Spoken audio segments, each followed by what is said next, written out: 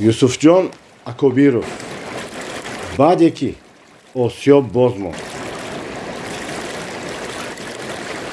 Нашрёти Олами китоб соли 2021 душанбе.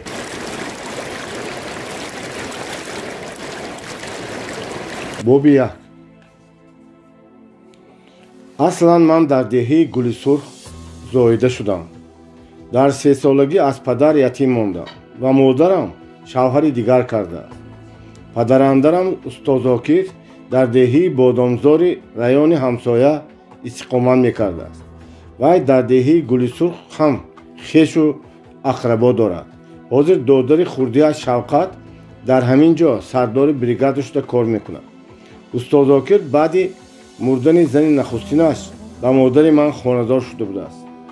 ҳамин тариқа дар 3 солагиам Устоз Зокир маро ҳамроҳи модарам ба деҳаи Бодомзор кӯчонда овардааст. соли 1944 модарам нохост бемор шуд ва аз мобайн 1 ҳафта нагузашта вафот кард.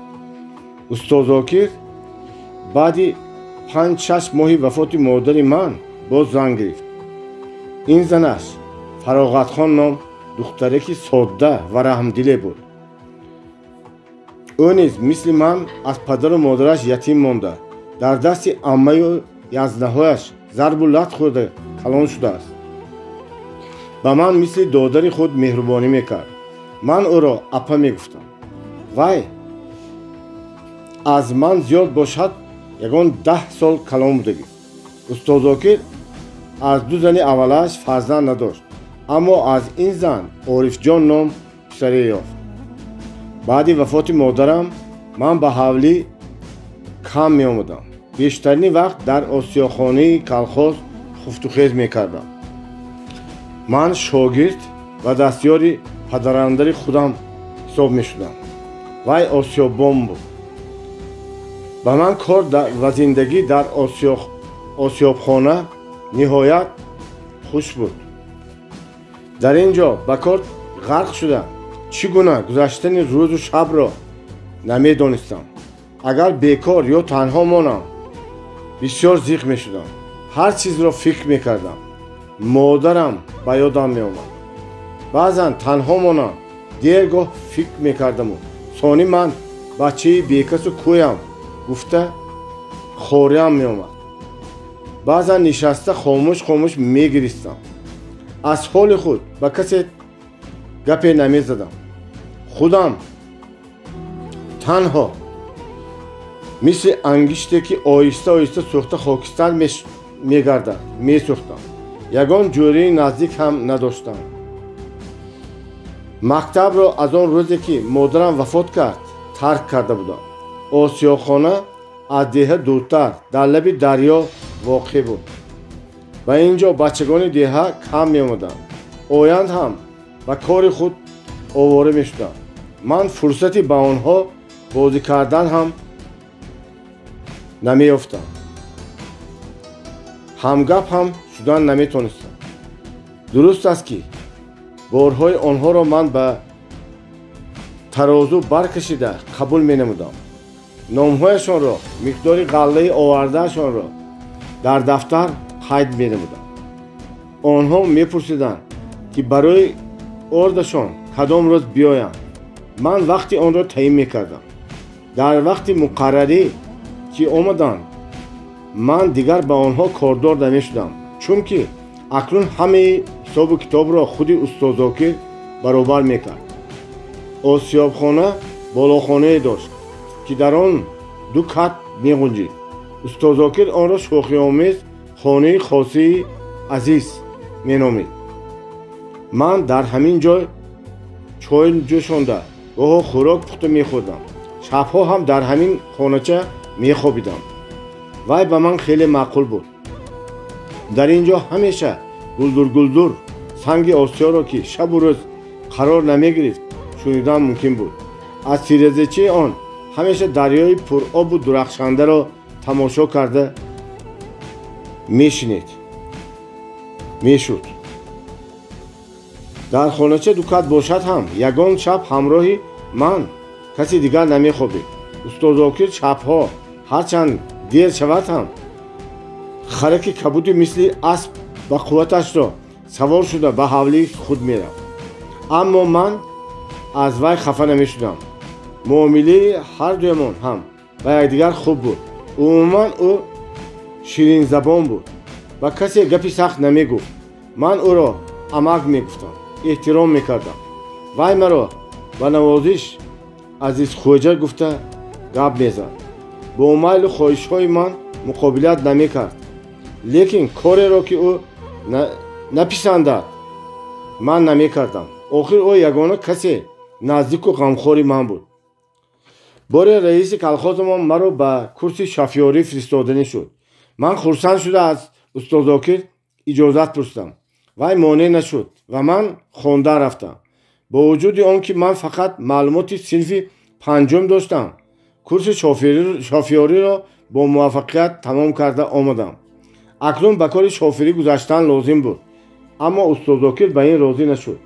ба як ҷавон 40 ҳунар кам аст, гуфт ӯ. хуб кардӣ ки хонда омадӣ. ин ҳунари дигар ҳам ёд гирифтӣ. аммо ҳозир касби худат бад нест. дар қабати худам кор карда гаштан гир. вақташ расад, шофёр ҳам мешавӣ. ҳамин тавр ман боз кори осёбро кардан гиштам. албатта ин кор барои ман ҳеҷ душворӣ надошт. ман ҳама кори инҷоро ба хубӣ омӯхта будам. дар вақтҳои набудани устод Зокир худам ҳама корро ӯҳда карда метавонистам. устод Зокир дар ҳақиқат ҳам аз ҷумлаи 40 ҳунардорҳо буд. дар гилкорӣ, дуретгарӣ ва махсусан санги осёбтарошӣ моҳир буд. ва ман борҳо таъкид мекард ки дар вақтҳои кор карданаш бо диққат нигоҳ карда ҳунарҳои ӯро омӯзам. ман ҳамеша ба чолокӣ, ҳунармандӣ ва ғайратнокии ӯ қоил мешудам. гоҳо дигарон ҳунармандии ӯро таъриф кунанд, ман фахр мекардам. ҳамин зайл сангҳои осиё беист гирд мегаштанд. вақт ҳам беҳисоб гузашта рафтан мегирифт. зиндагии ман дар бадали солҳои дароз бетағйир мемонд. аммо рӯзе бо тасодуфе осиё аз гардиш монд.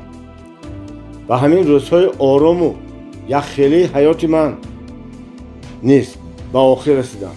воқеа ин хел буд. парраҳои чархи осиё ки муддати зиёде таъмир нашуда буданд, дар об пӯсида буданд.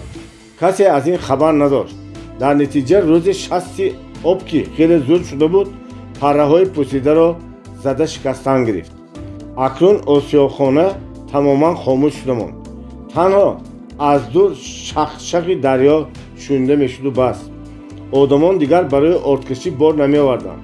баръакс, мардум ғаллаҳои аз ин пеш овардии хешро гирифта ба осиёҳои дигар мебурданд. акнун ман рӯзҳо аз бекорӣ ва шабҳо аз танҳоӣ зиқ мешудам. рӯз дар миён ба ҳавлӣ омада ба корҳои фароғатхонапа ёрӣ мерасондам. ба Орифҷони хурдакак бозӣ мекардам. фароғатхонапаам ягон таом пазад мехӯрдаму боз ба хоначии хосаам баргашта меомадам. осиё барои он ки аз нав ба гардиш дарояд таъмири зур талаб мекард. аммо усто ба таъмири осиё ҷиддан машғул намешуд. намедонам аз чӣ сабаб бошад ки аз кори осиё дилхунук шуда буд. аз рӯи гапаш правлениyaи колхоз барои таъмири осиё пул намедодааст. дили ман ба осиё месӯхт. ман бекор гашта наметавонистам. оқибат як пагоҳӣ қарор додам ки осиёбро худам таъмир кунам. асбобҳои сангтарошии устод Зокирро гирифта ба кор сар кардам. як санги осиёро ки дандонҳояш хурда шуда буданд чаппа гардонда ба дандонҳояш хурда шуда буд. дандондории он машғул шудам. нахустин бор ҳунари сангтарошие ки аз устод Зокир ёд гирифтанамро мустақилона месанҷидам. аслан ин кори майдаи зиқ бошад ҳам ман онро хуррамона мекардам. корам оҳиста оҳиста пеш мерафт.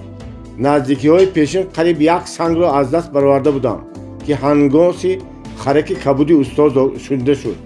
аз ҷоям нахеста корамро кардан гистам. устод ба наздам омад ва мисли ҳарвақта навозишкорона: ҳа азизхоҷа, монда нашавед, гуфт. устод андаке кайф дошт ки чашмони калон калони сиёҳаш хумор буданд. мо даст дода вохӯрдӣ ва аҳволпурсӣ кардем. хайр, азизхоҷа, кани коратро давом деҳ, гуфт ӯ ва дар болои сари ман рост истод. вай кори маро месанҷид. ман аз нигоҳ карда истодани ӯ андак саросема шуда будам. дастҳоям сурати аввалияи худро сус карданд. ҳоло маъзарат не, кани ба ман деҳ. устод аз дасти ман сангтарошро гирифта худаш ба кор нишаст. ӯ бо ғайрату ҳунармандӣ ба худаш хост кор мекард. вале ин ҳол дер давом накард. аз мобайни ним соат ҳам нагузашта буд ки дар мошини волга раис омадамон. устод сангтарошро ба ман дода ба раис машғули гуфтугӯ шудам. ман ки акнун ба устод ҳунари худро намоиш додан мехостам, бо ғайрати тамом кор мекардам. фурсати як пиёла чойнӯшӣ нагузашта буд ки волга рафт. устод зокир авзояш беҷо шуда омаду ба қаҳр: азизхоҷа, биё рафтем. осиёяшро ба сараш занад: мо ризқамонро аз ҳар куҷо ҳам ёфта мехӯрем, гуфт ва сангтарошро аз дастам кашида гирифт ва ба як сӯ ғуронд. ман ноилоҷ осиёро ба ҳоли худаш гузошта ҳамроҳи устод ба роҳ даромдам. агар кас аз кӯча димоғаш сӯхта биёяд, дар хона ҳам ба ҳар гапи намеарзидагӣ ҳам сахт хафа мешавад. он бегоҳӣ фароғатхон апам ягон хӯроки гарм напухта будааст, зеро рӯзона хамир карда монда шуда будааст. шавҳари ӯ ки баъди гуфтушунид бо раис зеҳнаш коҳидагӣ буд, аз таоми гарм напухтани занаш аламаш зиёда шуд, лекин ӯ сир бой додан намехост. дар сари дастархон қавоқ андохта пойҳои ғафси сермӯяшро ёзонда ба болиш такя карда хомӯш менишаст. ҳатто эркагиҳои Орифҷон ҳам намефорид. вақте ки Орифҷон аз рӯи одат пойҳои вайро молиданӣ шуд: падар дағалона, дамшин писарам, гуфта пойҳояшро аз пеши кӯдак дур кард. дар сари дастархон ҳама дар ҳолати сукут ба таври худ хаёл мекарданд. Орифҷон ки аз дамдӯздии моён зиқ шуда буд: ман алла мекунам, гуфта ба ҷои хобаш рафт. ниҳоят ба дастархон фотиҳа хонда шуд ва ман онро гундошта гирифтам. саллаву ҷомеи маро биёр, ба ногоҳ фармуд устод ба занаш. зан бе он ки ба куҷо рафтани ӯро пурсад, фармонбардорона бархоста саллаву ҷомеи нави шавҳарашро овард. ман оҳиста берун баромада истодам. албатта ман чӣ мақсад доштани устодро намедонистам, вале равшан буд ки вай ба ҷои дуртаре рафтанӣ аст. зану шавҳар дар хона чӣ маслиҳат карда бошанд, ман хабар надорам. устод саллаву ҷома карда берун баромад ва ба ман: азизхоҷа, ту ҳам либоси тозаатро пӯш, ба меҳмонӣ меравем, гуфт. ба куҷо? ба роҳ баро, баъд мефаҳмӣ. ба хона даромада костюми трикои ба қарибӣ харида ва палточаи нимдоштамро пӯшида баромдам. фароғатхон апам андӯҳгинона ва хавотиркашон дар таки дар рост истода аз қафои мо нигоҳ мекард. ба фикрам дили покиза ва ҳассоси ин зани ҷавон тамоми моҷароҳои минбаъдиро дар ҳамон соат ҳис карда буд. ман бо вай хайрхуш кардам. майлаш, ҳамроҳ раветон, аз амакат бохабар бош, гуфт вай. мо дар сари роҳи калони назди ҳавлӣ интизори мошинҳоеро гузар шудем ва ниҳоят ба як мошини боркаш савор шуда ба сӯи маркази раёнамон равон гардидем. шаҳр меравем? пурсидам ман. не, ин аз маркази раён ба дигар мошин нишаста ба Гули Сурх меравем. хоҳам нахоҳам, ҷавоб дод ӯ. боби 2. ба деҳаи Гули Сурх нисфи шабӣ расида омадем. сим борон меборид. охири тирамоҳ бошад ҳам мисли фасли баҳор шаббодаи фора мемевазид. дар торикии орому хомӯш ва аз ким кадом ҳавлии деҳа ҳангоси харе шунида шуд. сагҳои бисёре якбора ба аккосзанӣ сар карданд. устод Зокир пеш ва ман аз дунболаш ба роҳи камбари байни деҳа қадам мезадем. من که چندین سال بود به این دهه نآمده بودم و که تعلق داشتنی اکثریت حولی ها را نمیدانستم. تخمین میکردم که حولی شوقتمک دادر استاد زاکر در همین کوچه است.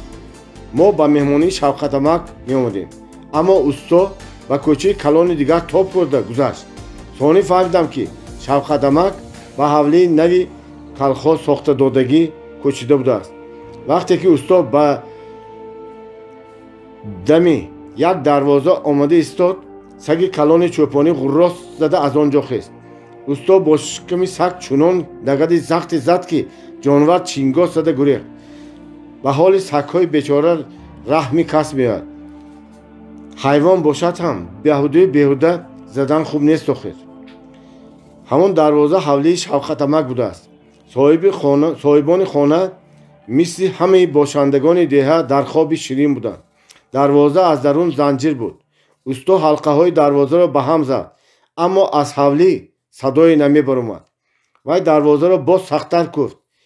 این دفعه هم جوابی نشد. بعد وی آتشین شده به من فرمود: رفته تیره‌اش را تق تق کن.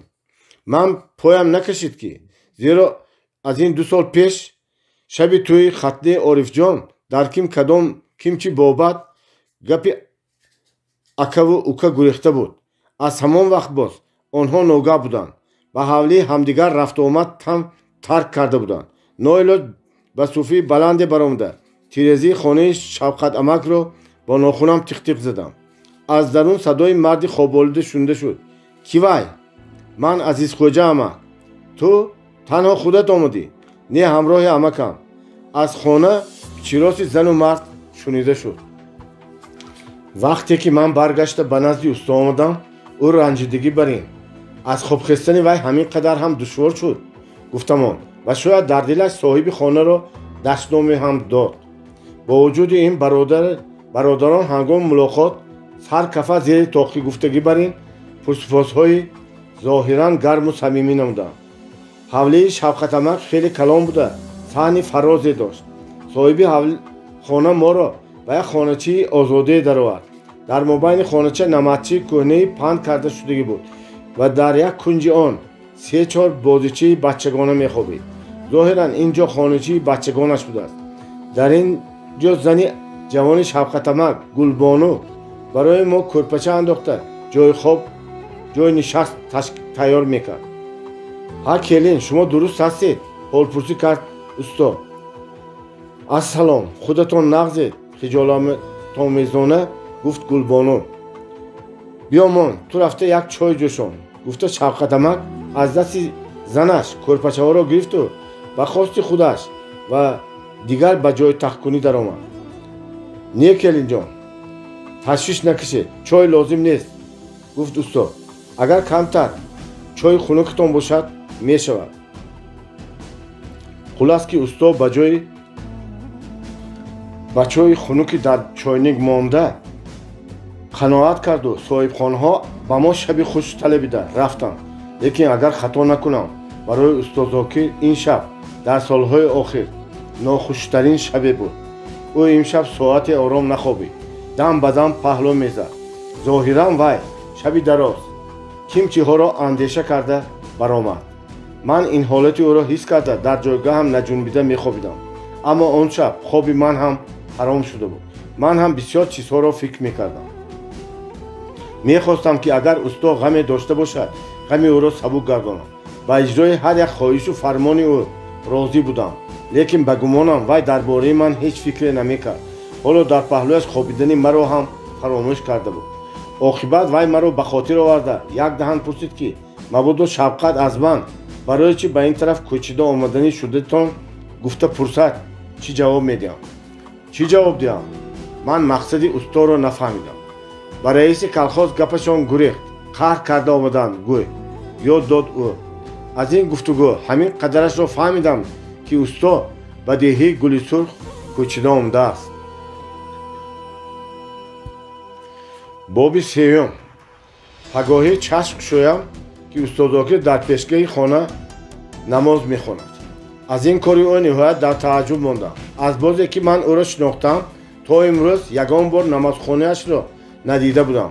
یاد دارم او روزی در آسیا خانه در یک صحبت مردان دیندار من از احوال خوجوا هستم اگر سلام و جامه کرده مولایی کنم میزیبد گفته کلانیگری هم کرده بود در همان صحبت دعای به زبان عربی از یاد خوانده به تاجیکی معنی داد کرده بود اما من هرگز گمان نداشتم که استاد زاکر بر این آدم 10 انگشتش 10 هنر همه هنر خود را ترک نموده مولایی میکرده باشد کی میداند و یک جوان 40 هنر کم میگفت احتمال این هم یکی از هنرهایش باشد گفتم در دلم و حرفی نزده برای دستورالشویی بیرون برآمدم آفتاب الکی هوا را خیلی تصفانیده بود در روی حولی برگ‌های طلا رنگ درختان را شمال و باران امشب خوب ریزانده بودند گویا به بالای صفحه ها قالین زرد گسترده بودند گلبانو جارو در دست برگ‌ها را می‌غونداشت دختری 7 ساله وی صنوبر و مادرش یاری میداد دادر دستوریکی صنوبر جمال 4 ساله در مابین گلزار خود به خود سرود خوانده وقتش را خوش کرده می نشست جمال مرا دیدن زمان از جایش جسته به سویم دوید امک جان السلام اول به نزدشان رفته ثانی دست دهدیه خندیده گفت اپاش صنوبر زیرا جمال و من و از 12 قدم دورتر دست دراز کرده بود گلبانو کارش را مانده ملاقاتی مرا به شوق تماشا میکرد اکنون به امکت یک شعر خوانده ده فرمود وی به پسرچه‌اش چخیل شعر خوانم پرسید بچه از من و با زبان شیرینی کودکانه جواب این سوال برای من مشکل بود امکش از وی شعری رفیق گاگارین را پرسید مصلحت داد گلبانو کنی شعری رفیق گاگارین را خوانید خواهش کردم من جمال کله‌پوشش را گرفته پایهایش را به هم نزدیک مانده در حالت نظامی می ایستاد و گویا به رفیق گاگارین مراجعت کرده با آوازی بلند و برا به شعرخوانی سر کرد او از یوری گاگارین خواهش میکرد که اوکوی خوددارکش را به شاگردی گیرد اوکوی وی هم روزی لاتچک شده به کائنات پرواز میکند نقص خواندم شعرخوانیش را تمام کرده با جدیت پرسید جمال اوه خیلی نقص خوندی آفرین تعریف کردم ماندم من این طور باشد مرا یک بار بلند بردارید و ثانی آهسته به زمین مانید طلب کرد بچه من خواهشی او را بجا آوردم رحمت با همان جدیت گفت جمال و دوان به نزد مادرش رفت من خاموشانه از پس وی نگاه کرده ماندم به کودک هوسم می‌آمد به دلم می‌گذشت که فرزند داشتن چخیل نقص همسالان من کیها پدری 1 تا 2 تا فرزند شدند اما من آبی سرد جوی عجب فورم بود دست و رویم را شسته لذت می‌بردم دلم فرح می‌یافت از چی سبب باشد که در آبی صاف جوی به عکس روی خودم با دقت نگاه می‌کردم مادرم بارها گفته بود که چشمان کلان کلانم و ابروان غفصی پیوستم به پدرم مانند است من در خردسالیم نهایت قدپست و ریزه استخوان بودم مادرم از جثه خردی من غمگین بود پدرت آدمی بلند قامت و چهارپهلو بود حیرانم که تو چرا اینقدر معده‌یکک شده ای میگفت او مادرم آرزو میکرد که من مردی با قوت و توانا شوم اکنون من ببایست مردی بربسته شدم خنی مادر جانم تو باشی و ببینی که با پدرم مانند شدم یا نه آب جوی همانا آرامانه جاری میشد و خیالهای مرا گرفته میبرد راستی که به آب حسد میبردم و خود میگفتم این آب راه خود را خوب میداند و بنابراین آرام و دلپرانه جاری میشود اما من در حیات راه خود را ندارم یگان مقصد عمیق ندارم و نمیدانم به کدام سو روانم شوقتمکم پگاهی بر وقت خسته به صحرای بریگادش به سر کاری تراکتورچیان رفته بوده است شودگاری تیرمایی رفته ایستاده است شب و روز کارشان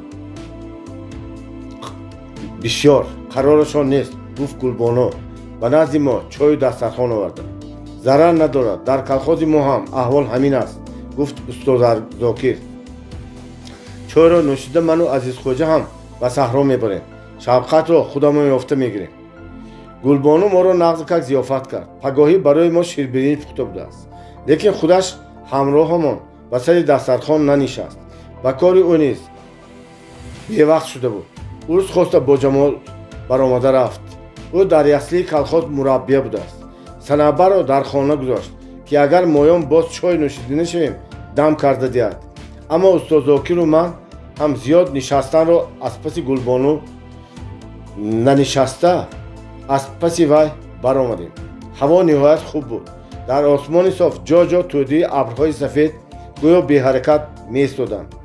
кас дар ин рӯзи офтобии тирамоҳӣ баъди борони имшаба аз ҳавои тоза нафас кашида ҳузуру ҳаловат мекард. дар саҳрои бригадаи Шавқатамак заминҳои бисёрро шудгор карда партофта буданд. лекин кор ҳанӯз ба ҷӯшу хурӯш давом мекард. аъзоёни бригада заминҳоро аз ғозапоя тоза мекарданд. аз пасашон ду трактор заминро чапагардон карда шудгор мекард.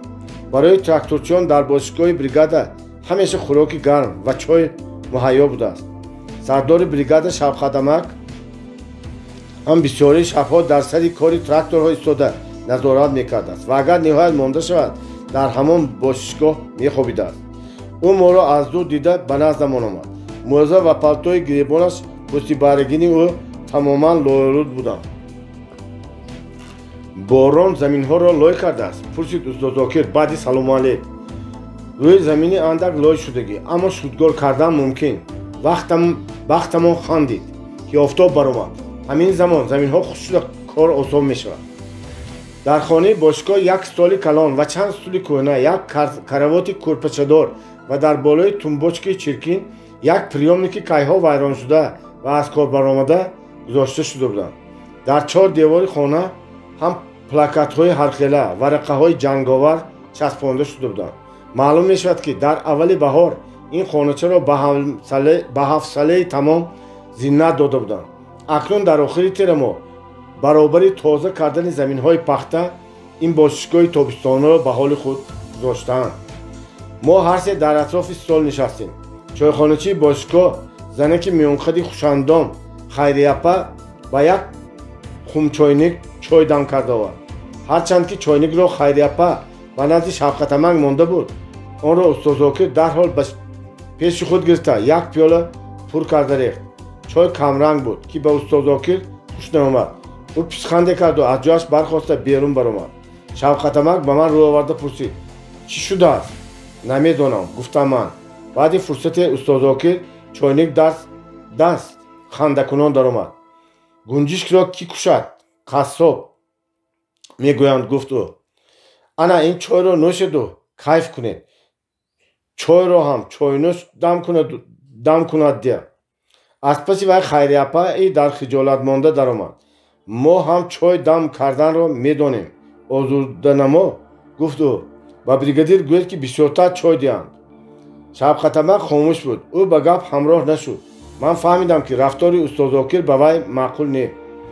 чойи устод дам карда дар ҳақиқат чойи талхи нағз буд. Шавқатамак ҳам пиёлаи чойро ба дасташ гирифта хеле нигоҳ карда истод. албатта ӯ ба ҳунармандии устод кайҳо тан дода буд, аммо ҳозир фаҳмидан мехост ки бародараш чӣ талаб дорад. аз афти кор устод Зокир ба маънии фикру андешаҳои додараш пай бурда буд ки ба сухан даромада бе ҳеҷ муқаддима гуфт: мулло Шавқат, аз ту илтимоси мо ҳамин ки бо раиси калхоз гапзанон карда ба Азизхоҷа як мошин гирифтадӣ. ин мактаби шофириро аъло тамом карда буд. ман аз ин гапи устод дар ҳайрат мондам. охир чӣ хел шуд ки якбора ӯ маро ба шофирӣ гузаронданист? дар ин бора ӯ ба ман пештар ягон даҳан гап назада буд. Шавқатамакам баъди андак хомӯшӣ пурсид: худатон чӣ кор кардани ҳастед? устод зоҳиран ин саволро нигарон набуд, ки андак мулоҳиза карда монд ва пас оромона гуфт: ба ман ҳам ягон кор ёфт мешудагист. охир ҳеҷ набошад дар қатори аъзоҳои бригадаи ту калан задан аз дастам меояд ку ман ба ҳамин калхоз кӯчида омаданӣ ҳастам. аз чӣ сабаб бошад ки дар ин лаҳза ба маздак раҳми ман омад. боби 4 ба ростӣ ки рӯзҳои аввали омаданам деҳаи Гули Сурх ба ман маъқул нашуд. Ман ниҳоят зиқу дилтанг шуда будам. охир худатон фикр кунед, ман аз чӣ ҳам хурсанд шуда метавонистам дар ин ҷо ягон хешу табори наздик, ягон дӯсти дилсӯз надошта бошам. соҳиби ҳавлие ки ману падарандарам меҳмони ӯ будем, аз рӯзи аввали омаданамон моро хуш қабул накард. шавқатамакам ҳатто пагоҳии якум ҳамроҳи мо нишаста як пиёла чой нанӯшида бо баҳонаи кор аз хонааш баромада рафт. лекин устод Зокир гӯё бар қасди додараш, кӣ медонад, шояд аз ноилоҷӣ бошад, домани ӯро сар додан намехост. шавқатамак на аз рӯи майлу хоҳиши дилаш, балки аз рӯи одати хешу таборӣ маҷбур буд ки бародари худро меҳмон кунад. дар асл ӯро меҳмони нохушу нохонда ва дарди сари зиёдатӣ мешуморид. ман ҳаргиз бекор гашта одат накарда будам. дар ин ҷо бошад аз кор дараке набуд. гарчанде ки падарандарам ба ман тасаллӣ дода мегуфт ки зиқ нашав, 2-3 рӯз истироҳат кун, кор бошад, сонитар ҳам мешавад. шавқатамакат албатта ба ту ягон кор ёфта медиҳад. ман ба ёрӣ додани шавқатамакам шак доштам. барои ман ҷои аз ҳама беҳтар ҳамон осиёи худамон аст, мегуфтам дар дилам ва мехостам ки мо ҳарчи тезтар ба деҳаи бодомзори худ баргардем. ман интизор будам ки кай падарандарам ба додараш сухани охирини худро, эҳтимол даштноми охирини худро мегӯяду худаш пеш даромада маро аз дунболаш кашола карда мебарад. аммо ин тавр нашуд. ба зудӣ ҳатто фикрҳои ман ҳам дигаргун шуданд. дигаргун шудани фикрам дар бораи аз Гули Сурх рафтан сабаб дорад. албатта сабаби асосияш як духтарак буд. аз рӯзе ки мо ба Гули Сурх омадем, ман ҳар пагоҳ сачоху собун гирифта аз дарвоза баромада дар ҷои калон дастурӯй мешустам. иқрор мешавам ки ман ба лаби ҷой на танҳо ба мақсади дастурӯшоӣ, балки барои он ҳам мебаромадам ки бо баҳонаи дастурӯшоӣ соате дар он ҷо танҳо нишинам, ба оби ҷой чашм дӯхта озод нафас кашам, хаёл кунам, зеро ки бисёр зиқ будам. агар ман зиқ шавам, ҳамеша мехоҳам ки худам дар ягон ҷои хилват танҳо бошам. як пагоҳӣ вақте ки дар лаби ҷой ана ҳамин хел хаёл карда аз одаму олам бехабар менишастам ки хаёлҳои маро ба нохост фарёди имдодталабонии духтаре ки аз ҳавлии ҳамсоя «Вой мурдам, онаҷон!» парешон кард. давом ба дарвозаи ҳамсоя даромадам. ҳодисаи ғалатӣ ҳам хандаи кас меояду, ҳам раҳми кас меояд. қушқори бадҳайбати чамбаршохе ки ресмонашро канда аз банд раҳо ёфта буд, духтаре ки қадраси барноеро гирдогирди ҳавлӣ таъқиб мекард. духтар аз тарс фарёд мезад ки ӯро халос кунанд, аммо дар ҳавлияшон касе набуд. ман қучқорро даст гирифтанӣ шуда будам ки вай бадқаҳр шуда ба худам ҳуҷум кард. ман ҳеҷ гоҳ ин хел қучқори зӯрро надида будам. дуюмон хеле зӯрозмоӣ кардем. ҳар чӣ духтар ресмоне оварду, ман бо азобе онро ба гардани қучқор андохта бастам. духтар хотирҷамъ шуда сачоқи ба замин афтодаи маро бардошту ин чиркин шуд, шустан лозим, гуфт. вай ончунон зебо, ончунон тару тоза ва дилкаш буд ки маро ёрои даҳонкушодану чизе гуфтан намонда буд. ман ҳайрону хомӯш, мисли ин ки сурати зебоеро тамошо мекунам, ӯро тамошо мекардам. вай аз хиҷолат сурх шуда ба замин нигоҳ карда меистод. ниҳоят чашмаш ба як китоби ғафсик ки вай дар бағал дошт афтида барои гап задан ваҷҳа ёфтаму пурсидам: мактаб меравед? не, ман дар китобхонаи колхоз кор мекунам, ҷавоб дод духтарак. ҳо, дар китобхона? китобхонатон калон? китобаш бисёр. ғайр аз ҳамин пурсишҳои бемаънию бемантиқ ба сари гарангам ҳеҷ гапе наёмад. духтар нимтабассум кард. шумо одами аз ин ҷо нестед магар? духтарак мусофир будани маро фаҳмид. аслан аз ҳамин Гули Сурх писари хоркаш полвон мешавам. хоркаш полвон? ҳа, медонам. медонед падари маро? ҳа, шунида будам. модарам нақл карда будам.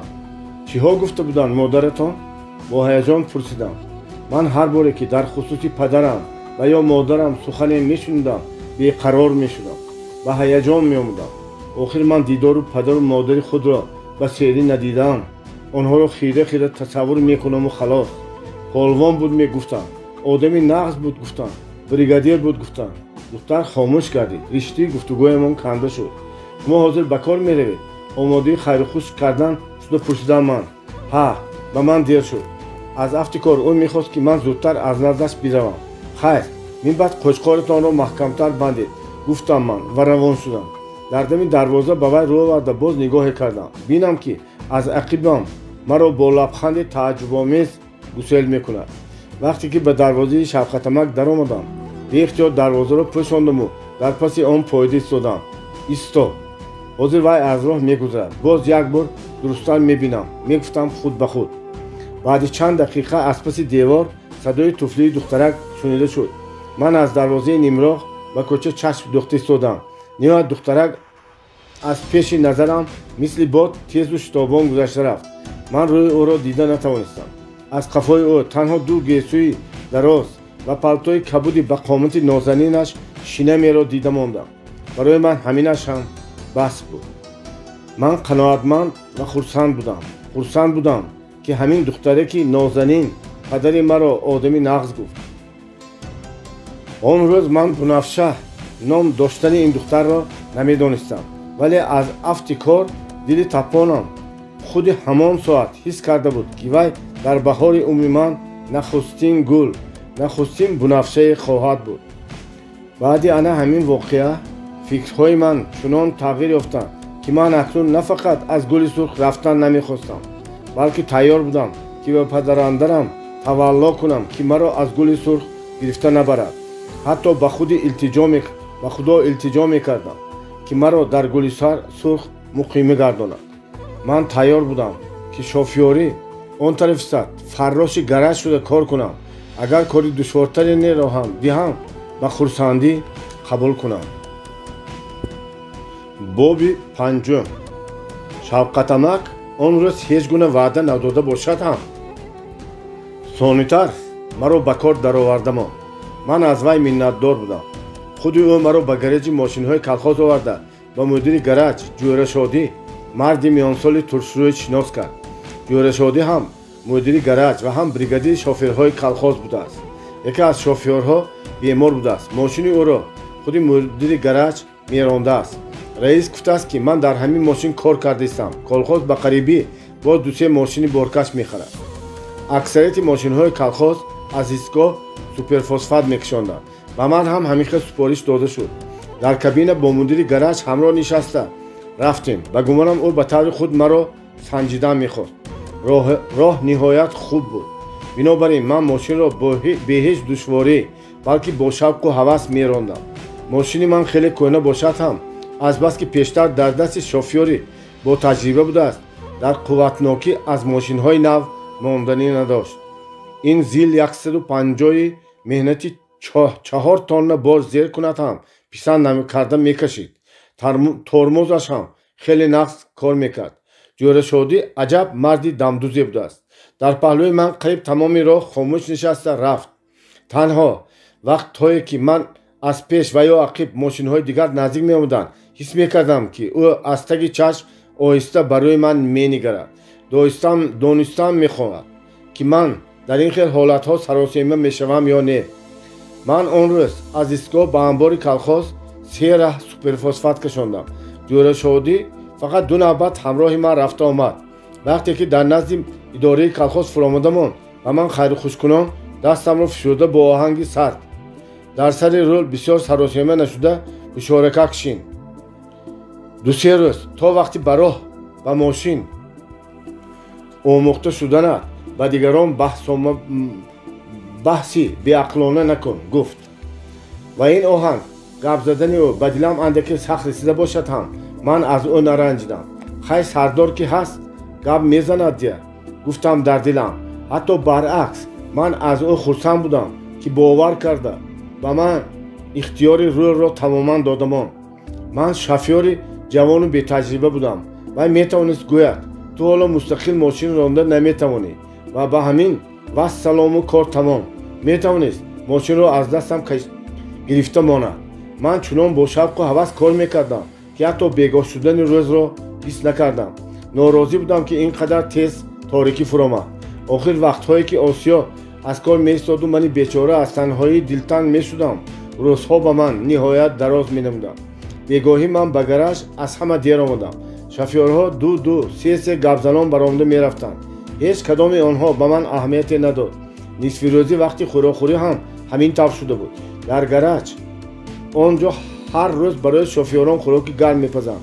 ҳамаи шофёрҳо нисфи рӯзӣ ҳамроҳ хӯрок хӯрдем.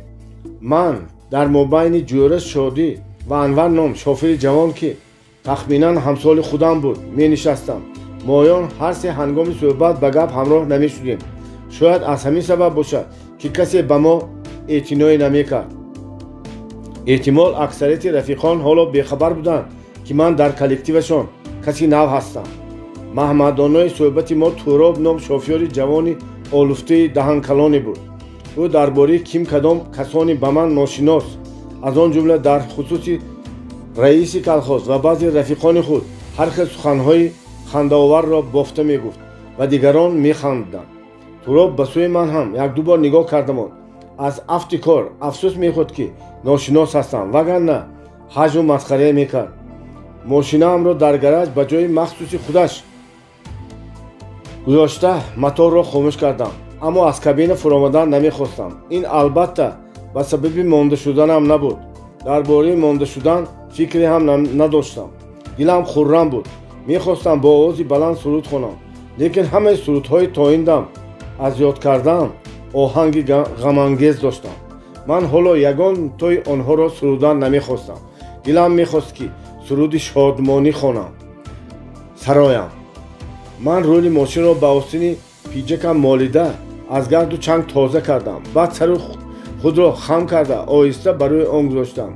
ин рафтори ман агарчи бачагона ҳам бошад бароям лаззате мебахшид. охир ман нахустин бор соҳиби рӯли мошин шуда будам. ман баъди аз кабина фаромадан ҳам аз назди мошин дур нашуда фурсати онро бо ҳавас тамошо кардам. шишаи чароғҳои онро, рақамҳои дар тахтачаи оҳанин навишта шудаи онро бо рӯймолчаам молида тоза кардам. рақамҳои ЕО 7808ро кайҳо аз ёд карда бошам ҳам боз гаштаю баргашта такрор менамудам. аз гараж баромада истода дар дами дарвоза ба Шавқатамак вохӯрда мондам. ҳа, корҳо чӣ хел шуд? пурсиду. баъд не амак, гуфтам. охир соҳиби мошин шудӣ? харибдӣ амак? боракалло, акнун ба ғайрат меҳнат кунӣ, ҳама корат нақ шуда рафтан мегирад. тезтар хона рав, хӯрокат хунук нашавад. Шавқатамак ба сӯи идораи колхоз равон шуд. ҳамин чанддаҳан гапи Шавқатамак ба ман болу пар бахшид. ман акнун дар торикии шаб қомат рост карда барои сангфарши деҳа мисли солдатҳо бардаму шахдам қадам мезадам.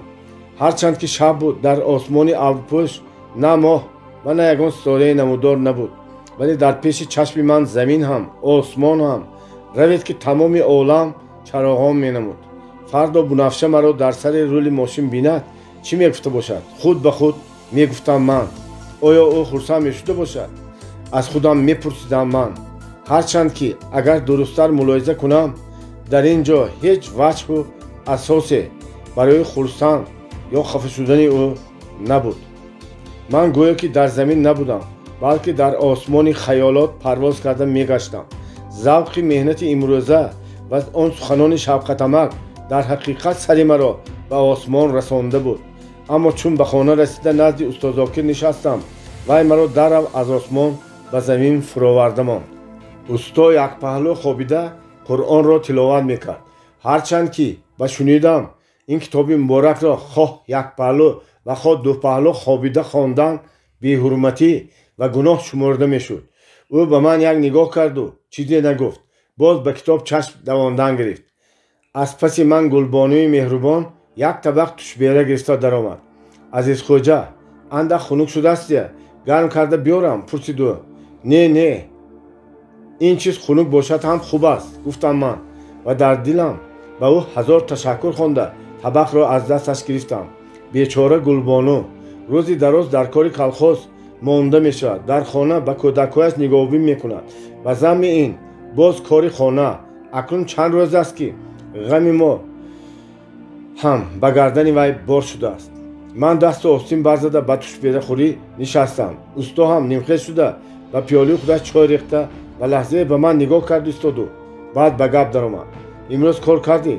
Ман ки даҳанам пур буд, танҳо сар ҷунбонда ҷавоби тасдиқ додам. ба худат мошини алоҳида доданд? Ман боз тасдиқ кардам. Наход? шубҳаомез нидо кард усто. Як шофир касал будааст, аз барои ҳамин гуфтам. аз рафти кор усто боварӣ надошт ки ба ман мошини алоҳида медиҳанд ва ё умуман маро ба кор мегиранд. хайр, кор кардаист канӣ? ягон сони ягон гап мешудагист, гуфт ӯ ба таври асрорангез. овози ӯ ниҳоят сард ва як нав аламомез буд. намедонам, шояд ман нондуруст фаҳмида бошам, вале ба ҳар ҳол чунин ҳис кардам ки усто аз муваффақияти имрӯзии ман хурсанд нест. албатта сабаби инро намефаҳмидам, аммо дар дилам кимчихел шубҳа, як ҳисси нохушие пайдо шуд. оре, ман акнун дар замин нишаста будам. рӯзи дигар боз аз хурсандӣ сар шуд. ман аз хоб сер шуда хеста будам. димоғам чоқ буд. диламро як ҳисси аҷоиб, ҳисси шодмонӣ пур карда буд. рӯи офтоби оламтобро абри сиёҳ пӯшида ҳаво дам додагӣ буд. дигар вақтҳо дар ин маврид тавбам хира мегардад. худ аз худ ғамгин мешудам, аммо имрӯз ҳолати ғамгинии табиат ба рӯҳи ман таъсире надошт. як коса ширчои мурчини гулбонуро ки ниҳоят болаззат буд, нони бисёре пора карда хӯрдаму зуд бархоста ба гараж рафтам. дар гараж нахустин касе ки вохӯрдам ҷӯра шодӣ буд. тарси диламро фишурда тахтапуштам ваҷаррос зад. имрӯз чӣ мегуфта бошад? боз мошинро аз ман гирифта намонад. салом додам. вай ба ҷои алек гирифтан ба овози сарди омирона: имрӯз ҳам аз истгоҳ суперфосфат мекашонетон, гуфт. ба идораи колхоз рафта путёвка гир. хуб, гуфта ҷавоб додам ман ва ба назди мошини худам рафтам. ЕО 7808. чун ба ин рақам назар андохтам, дар дилам гармие ҳис кардам. мошинамро ронда аз гараж баромадаму ба роҳи калони сангфарш ба сӯи идораи колхоз равона шудам. ана дар қади ҳамин роҳ ман фаҳмидам ки чаро тамоми ин пагоҳ дилам умедвори шодӣ буду дар интизори хушбахтии номаълуме метапид. ман бунафшаро вохӯрдам. омади корро бинед ки ҳоло офтоб ҳам пардаи абро даронда намоён шуда буд. гӯё вай ҳамчун дӯсти холисе мехост ки шоҳиди хурсандии ман бошад. бунафша дар пеш аз мобайни роҳ равон буд. ба қафои ӯ аз болои палтои кабуди ба қомати мавзунаш шинам ду гесӯи дарозаш ҳамоил буд. зарҳои тоқии зардозиаш дар шуои офтоб медурахшиданд. ман ҳатто сигнал доданро ҳам фаромӯш карда ба ӯ наздик омадам. вай магар хаёлаш ба чизе банд буд ки аз қафо наздик омадани мошини маро ҳис накард. фақат ҳангоме ки якбора тормоз дода истодам, духтар бо тарсу ҳарос худро ба канори роҳ гирифт. натарсед, одами худӣ, хандида ҳарчи нармтару меҳрангезтар гуфтам ба вай: салому алайкум. шумо ё тавба? бунафша мутараддид шуд. ба рӯи зебояш сурхии ҳаё дамид. ин ҳаёи духтаронаи мо ки бо андак баҳона ба рӯй зада онҳоро дасту по гум мекунонанд, чӣ андоза зебо, чӣ андоза дилрабост. нигоҳ мекардаму чашм канда наметонистам. мебахшед, ман шуморо тарсондам. акнун бо тавони ин гуноҳам шуморо то идора савол карда мебарам, гуфтам. духтарак дудила шудамон. намедонист розӣ шавад ё не. хай зуд бошед, ба ман дер мешавад, гуфта кабинаро кушодам.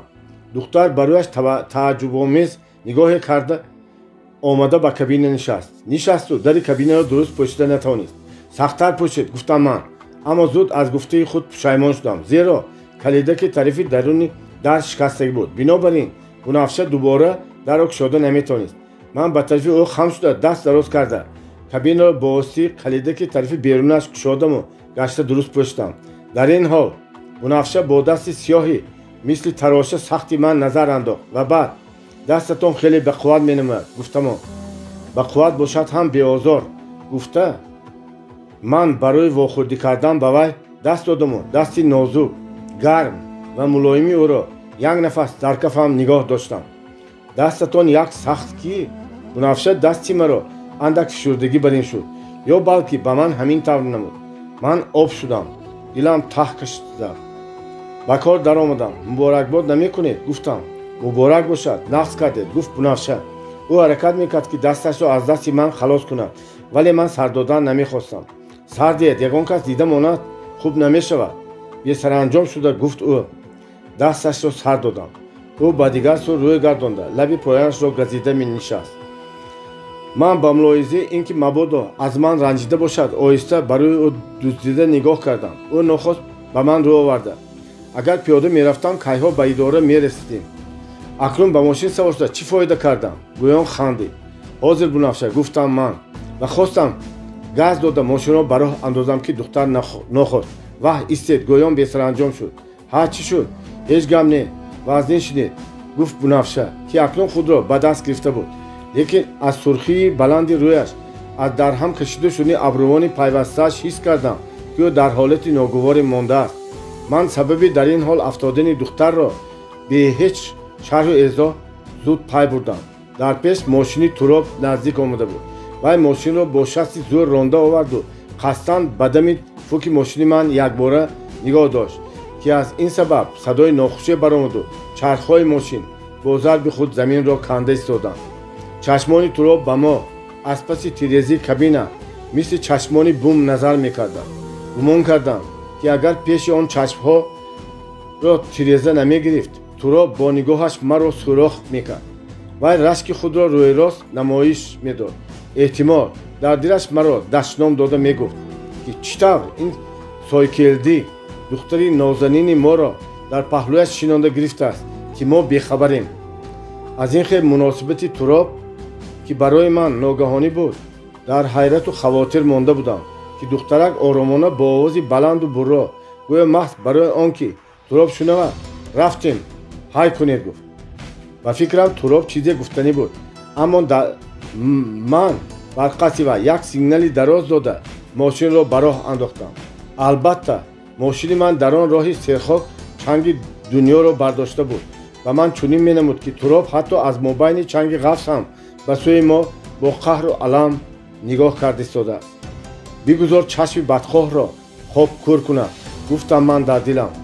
ҷасорату худнигаҳдории Бунафша дар он лаҳза эҳтироми маро нисбат ба ӯ зиёда кард.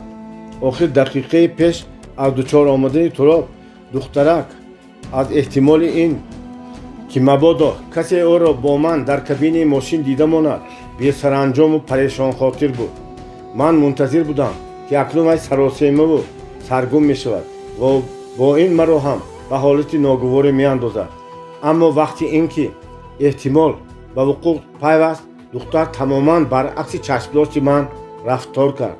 маълум аст, ки духтарони мо, хусусан дар қишлоқ, ҳар гоҳ агар касе онҳоро бо марди бегона дида монад, аз шарму тарсу ҳарос дасту по гум мекунанду ҳатто бехудона рӯй ба гурез мениҳанд. зеро неши забони бадгӯён ва суханчинон, ки мутаассифона дар байни мардуми мо ҳоло ҳам ҳастанд, зану духтарҳои покдили моро аз ҳар чиз зиёдтар азият медиҳад ва гоҳо ба сарашон кулфатҳои сахт меоварад. чанд рӯз пас, вақте ки фаҳмидам, ки дучор шудан бо Туроб дар ин маврид барои Бунафша ва аз ҳама номатлубтару фалокатангезтар будааст, вақте ки инро фаҳмидам, эҳтиромам нисбат ба вай даҳчанд зиёда гардид. Бунафша дар ҳақиқат аз духтарони бомаърифат ва далеру пешқадами замони мо буд. ӯ хомӯшона нишаста аз тиреза ба берун менигрист. зоҳиран ба кимчи фикру андешаҳо фурӯ рафта буд. ман нахостам дар он дақиқа ба ӯ гап занам. тарсидам, ки мабодо ранҷад. фақат гоҳ-гоҳ ба ӯ дуздида нигоҳ мекардаму ва андешаҳояш чизе пай намебурдам. ман дар пеши идораи калхоз мошинро нигоҳ доштам. дари кабинро барои Бунафша боз кардам. раҳмат, оҳиста гуфт ӯ ва як лаҳза таҳаммул карда илова намуд. агар ягон китоб лозим шавад, ба китобхона биёед. ӯ ба сӯи клуб ба китобхона рафт. аз маъюс шуда рафтанаш ҳис кардам, ки дар дилаш кимчи хел ғаме дорад. кош медонистам, ки ин чӣ ғаму дарде дорад, то ки ман агар тавонам ба вай мададе расонам. боби 6. дар кадом як суруде гуфта шудааст, ки дар гулистон як гули бехор нест. ҳамин гап рост. кас кадом рӯзе ки шод бошад, худи ҳамон рӯз аз ғам ҳам эмин набудааст. дар истгоҳ дар сарои колхоз ба мошинҳо суперфосфат бор мекарданд. мо шофирон ҳам як ҷамъ шуда будем ки Туроб аз кисааш гӯгирдқутиеро бароварда гуфт: ҷӯраҳо, биёедтон подшоҳу вазирбозӣ мекунем. шофёрон ҳама ба таклифи вай розӣ шуда дар замин давра гирифта нишастанд. ман бошам аз чӣ сабабе буд ки поям намекашид рафта ба давраи онҳо ҳамроҳ шавам. дилам мегуфт: ҳушёр бош, ин бозӣ ба некӣ намеанҷомад. чашми Туроб ба ман афтоду гуфт: ҳама баробар дар қатор омада нишастанд, нишинам, набошад бозӣ қизиқ намешавад. ду шофёр рост гӯё маро низ зӯрам ба қатор кашиданд. баъди ин Туроб хушҳолона хандиду бозиро сар кард. мана ҳамин гӯгирд, ҳама нигоҳ кунад. ӯ ба 5 сӯи қуттии гӯгирд подшоҳ, вазир, ҷаллод, дӯст ва суфии соф гуфта 5 хел ном ниҳод. акнун лозим буд ки ҳар кас бо навбат қуттичаро ба замин партояд. аввал худи Туроб партофт. қуттича сӯи подшоҳро нишон дод. Туроб ки подшоҳ шуда буд, қиёфаи бокару фарре ба худ гирифта ба сӯи ман майндорона нигоҳе кард. фаҳмидам ки агар мабодо ман дӯст шуда монам, ӯ ба ман ҷазои сахту нангине дода ниқори бунафшаро аз ман хоҳад гирифт. ниҳоят навбати бозӣ ба ман расид. ноомади кори Туробро бинед ки ман на дӯст, балки суфии соф шудам. аз рӯи қоида ба суфӣ ҳеҷ ҷазое дода намешавад. ана дар ҳамин дам ҳолати Туробро тамошо мекардед. аз алами он ки ба ман заҳр зада наметавонад, мисли мор ба худ мепечиду даруни худро мехӯрд. бозӣ боз дусе навбат гашта як вақт Туроб ҷаллод шуда монду, ман дӯст ва каси дигаре подшоҳ шуд. Туроб аз ҷояш хеста болои сари ман омаду ба подшоҳ гуфт: ин дузди лаънатиро ба ихтиёри ман монед, худам ҷазояшро медиҳам. подшоҳ аз нияти сиёҳи Туроб бехабар шӯхӣ розӣ шуда маро ба ихтиёри ҷаллод супорид. ҷаллод як лаҳзае фикр кард ки ба ман чӣ ҷазое диҳад. баъд қарор дод ки маро хобонда, мӯъзаамро кашида ба пошинаи поям бо ҳалқаи оҳанини тасма 10 бор занад. зуд тасмаашро кашида маро аз китфам пахш карда хобонданӣ шуд.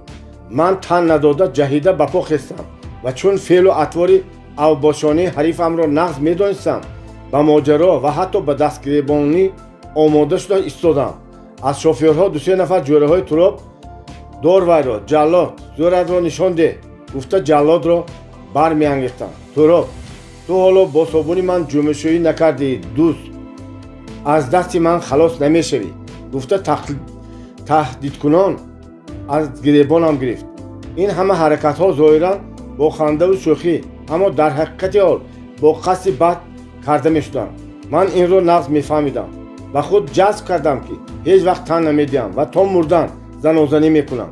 ҳарчи бодо бод ва бо шаст дасти Туробро аз гиребонам канда партофтам. даст ба гиребонӣ ва занозанӣ ногузир буд. аммо дар ҳамин лаҳза аз куҷои ҷӯра шодӣ пайдо шуда эълон кард ки шаб ба истгоҳ барои колхози мо боз 2 вагон нурии маданӣ оварданд ва ҳоло ба тезӣ вагонро холӣ кардан лозим. тез бошед, ҳама хезед, фармуд ҷӯра Шодӣ ва ногаҳон ба ман муроҷиат карда илова намуд: кани Азизхоҷа пеш дароед. Туроб ноилоҷ аз иҷрои вазифаи ҷаллодии худ даст кашид. нишастагон бархостанд ва мо ҳама ба истгоҳ равона шудем. он дам гӯё касе номи маро намедонист, лекин аз ҳамин дам номи ман якбора вирди забони ҳама гардид: Азизхоҷа фалон, Азизхоҷа Бисмадон. кор сар шуд. 3-4 кас аз болои вагон халтаҳои пурборро бардошта медоданд ва дигарон ба занбарҳо он халтаҳоро дукаса ба анбори колхоз мекашонданд. ман дар аввал бо Анвар шарик будам. ӯ бо ман рафиқонаву аҳлона занбар мебардошт. аммо дигарон ки номи маро нав шунда буданд, дам ба дам ба ман нештар зада такрор мекарданд: Азизхоҷа, аҳволат чуту? Азизхоҷа, монда нашавед? Азизхоҷа, ёрӣ диҳам. ва аз ин гапҳо ҳама механдиданд. ман дар аввал ба ин шӯхиҳо парво накарда ҳатто ҳамроҳи дигарон механдам, аз касе намеранҷидам. аммо ин шӯхиҳо ҳеҷ интиҳо надоштанд ва оҳиста оҳиста ба ман алам мекардагӣ шуд. ман дар байни ин коллектив одами нав будам, ба ин хел шӯхиҳо одат накарда будам. баъзе гапҳо ба дилам сахт мерасид. ташаббускори ин шӯхиҳо Туроб буд. ӯ аввал дар болои вагон кор мекард ва ҳар замон аз ҳамон ҷо истода гап мепартофт. ҳазлҳои аввалии ӯ чандон дағал набуданд, аммо баъд ӯ аз ҳад гузашта буд ки ман қаҳр карда корро партофта рафтам. ин ҳамин хел шуд. шарики ман Анварро ҷӯрашодӣ ба дигар кор ҷеғ зада гирифта буд. акнун ба ман шарики нав лозим буд. дарҳол Туроб ба овози баланд фарёд кард ки ба ман кор кардан мехоҳад. ман чӣ ҳам гуфта метавонистам? ба ин одам баробар шудани ман хуб нест, вале тавқифи ӯро рад кардан ҳам мумкин набуд, зеро ки ҳама баробар. Азизхоҷа хуб гӯй, суст набиё. Азизхоҷа ба вай зӯратро нишон де, гуфта фарёд мекардам. ман бо Туроб ба кор сар кардам. вай хеле бақувват буд, аммо ман ҳам худамро аз вай паст гирифтан намехостам. қариб ҳама кор накарда ба мо нигоҳ мекарданд. онҳо тамошои хуб ёфта буданд. зӯрозмоӣ аз замбари аввал сар шуд. Туроб ба овози баланд ба ман фармон дод. ман рухсат медиҳам, замбари якумро ту пур кун. ман ба замбар 2 халтаи 50 килограммӣ гузоштам. шуд? калонгирона пурсид Туроб. шуд. кадом тарафи замбар ба ту мувофиқ? навбат мекунем, гуфтам ман. хуб, ман розӣ, гуфт Туроб. бо тарафи пеши замбар гузашт. замбар хеле вазнин буд, лекин ман ки бо истеза кор мекардаму тамоми қувватамро бо 2 дастам ғун карда будам, боварӣ ҳосил намудам ки бемалол роҳ кашида метавонам. дар осиёи устозокӣ кор карданам ана дар ҳамин санҷиш фоида дод. охир ман дар осиё ҳар рӯз чандин халта борро ки аксаран 100-150 килограммӣ вазн доштанд, ҳамроҳи 1-2 кас бардошта ба аробаю мошинҳо бор мекардем ва ё мефурӯвардем.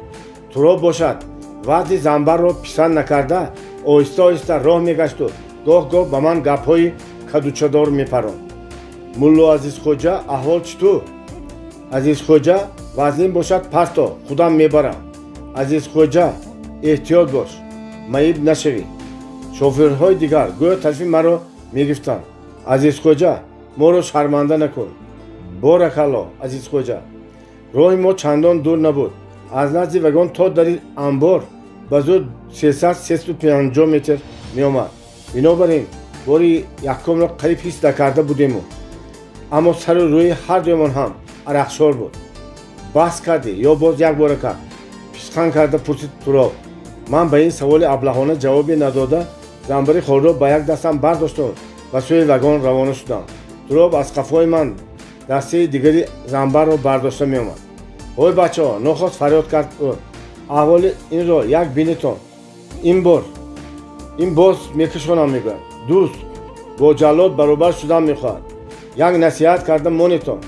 дили ман аз аламу ғазаб тоб хӯрда рафт, аммо худамро нигоҳ дошта хомӯшона ба сари кор омадам. чизе гуфтан лозим ҳам набуд, зеро дар ин ҳолат ҳар гапи ман боиси ханда мегардад. агар хоҳӣ ки ман ба ту кор кунам, ба замбар бори дурусттар зер кун. боз ба ман нест зад Туроб. ман ба замбар 3 халтаи 50 килограммиро зер кардам. Туроб боз тарафи пеши замбарро гирифта як бардошту тез ба замин монд.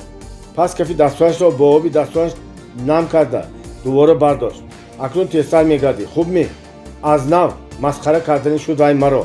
агар тез гардӣ вазнин намешавад, набошад Туроб бор пахш карда мемонад. бори замбар барои ман ҳам вазнинӣ мекард. қадди Туроб ки нисбат ба ман қадаре баландтар буд. агар ӯ пеши замбарро баландтар бардорад, ба ман вазнинӣ боз зиёдтар меғалтид. бинобар ин ман аз қафо тезтар роҳ мегаштам ва Туроб низ аз аввала тезтар қадам мегузошт ва ҳар замон тезтар гард, гӯён таъкид карда меистод. албатта маълум буд ки ӯ ин корро на аз ваҷҳи зӯр буданаш, балки аз ноилоҷӣ бо сабаби зӯрии бор мекунад. лекин дар зоҳир чунон нишон медод ки гӯё ӯ аз камқувватии ман шикоят дорад. ман аз ин гапҳои ӯ ки бардоштани онҳо ба ҳар кас бори вазнин ҳам вазнинтар мебуд دندان به دندان مانده طاقت میکردم، زیرا اکنون قوه تراب را بر اعلی سنجیده باوری حاصل کرده بودم که برابری او کار کرده میتوانم و قصد داشتم که قوه خود را تا ممکن است صرفه کرده تا دمی که رقیبم بس من شدم گویان تسلیم نشود هرچی عذاب باشد هم تا بیارم. همین طریقه بار دوم 150 کیلوگرم را هم تا تگی در انبار برده خالی کردیم. این سفر باز بار پخش کردن نوبت تو، گفتم من به او. برای من هم نفس کشی دشوار شده بود، اما نمیخواستم که تسلیم شوم. بعد من امکانیت داشتم یک فرصت کوتاه تا به زنبر بار پخش کردن تراب دم گرفته چند نفسی آزاد کشم. های مردم، باز فریاد کرد تراب، به این بچه نصیحت کنیتون، این قریب از کار برآمد کو، با من شوخی کردن ممکن نیست.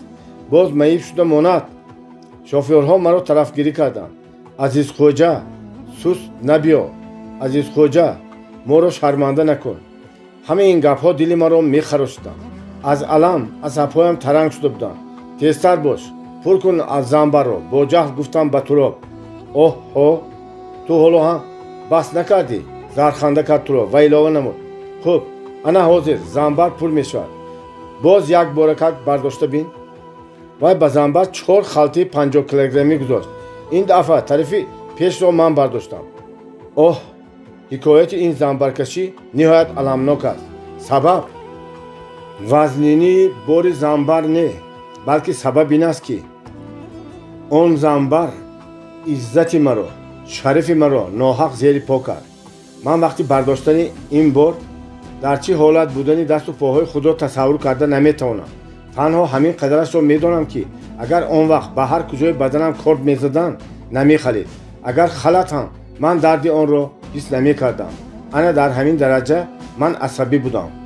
بنفشه جان، اگر همه این کلفت من از برای تو باشد مایلش من طاقت میکنم، میگفتم در دلم.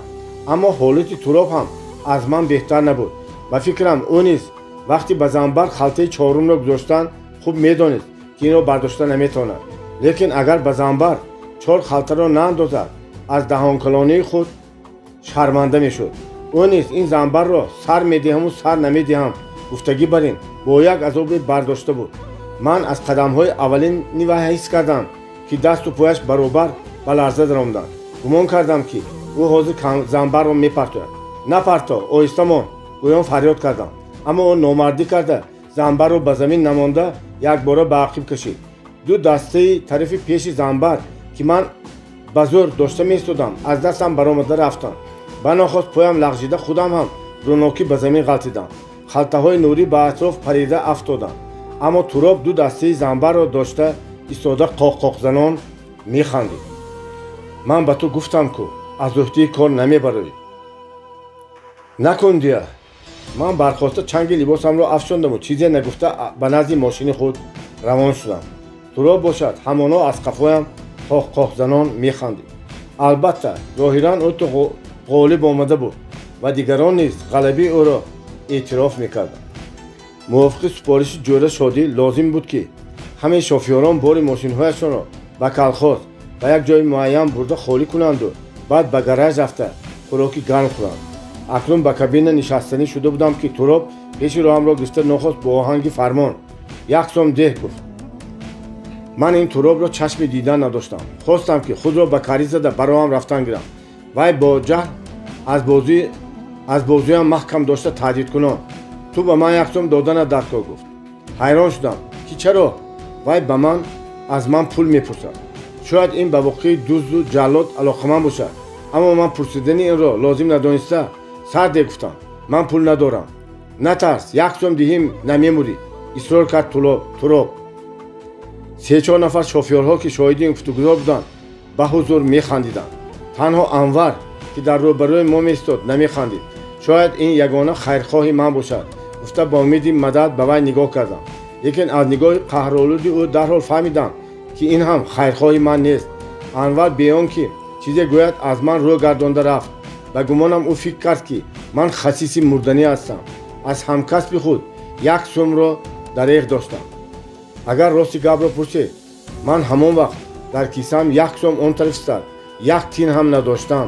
умуман ҳеҷ гоҳ ман дар дасти худ пули зиёдатӣ надоштам. солҳои дар осиёи бодомзор кор карданам ҳамаи пулҳоеро ки калхоз барои меҳнатам медод падарандарам усто мегирифт. охир ӯ маро писари худ мешуморид. агар ба ман ягон либос ё ягон чизи дигар хариданам лозим шавад ҳамеша усто пул медод ё ин ки ҳамон чизи даркориро худаш харида меовард. аз хӯрокам бошад доимо фароғатхон апам хабардорӣ мекард. ба ҳамин сабаб ман ҳеҷ гоҳ одат накарда будам ки дар кисии худ пули зиёдатӣ гирифта гардам. баъзан усто майда чӯйда мехарид гӯён ба дастам 3-4 сом дода мемонд. ман худи ҳамон рӯз ҳатман пули ягон чизи хӯрданӣ харида он пулро сарф карда худамро хотирҷамъ менамудам. ман ғамгину маъюс шуда дар кабини мошини дер гоҳ нишаста мондам. ҳамаи шофёрон кайҳо мошинҳояшонро ронда аз истгоҳ рафта буданд. эҳтимол пешоҳанги онҳо дар ин фурсат ба ҳудуди калхоз дохил шуда буд. ман ҳам беихтиёр моторро даргиёнда ба сӯи калхоз роҳ гирифтам.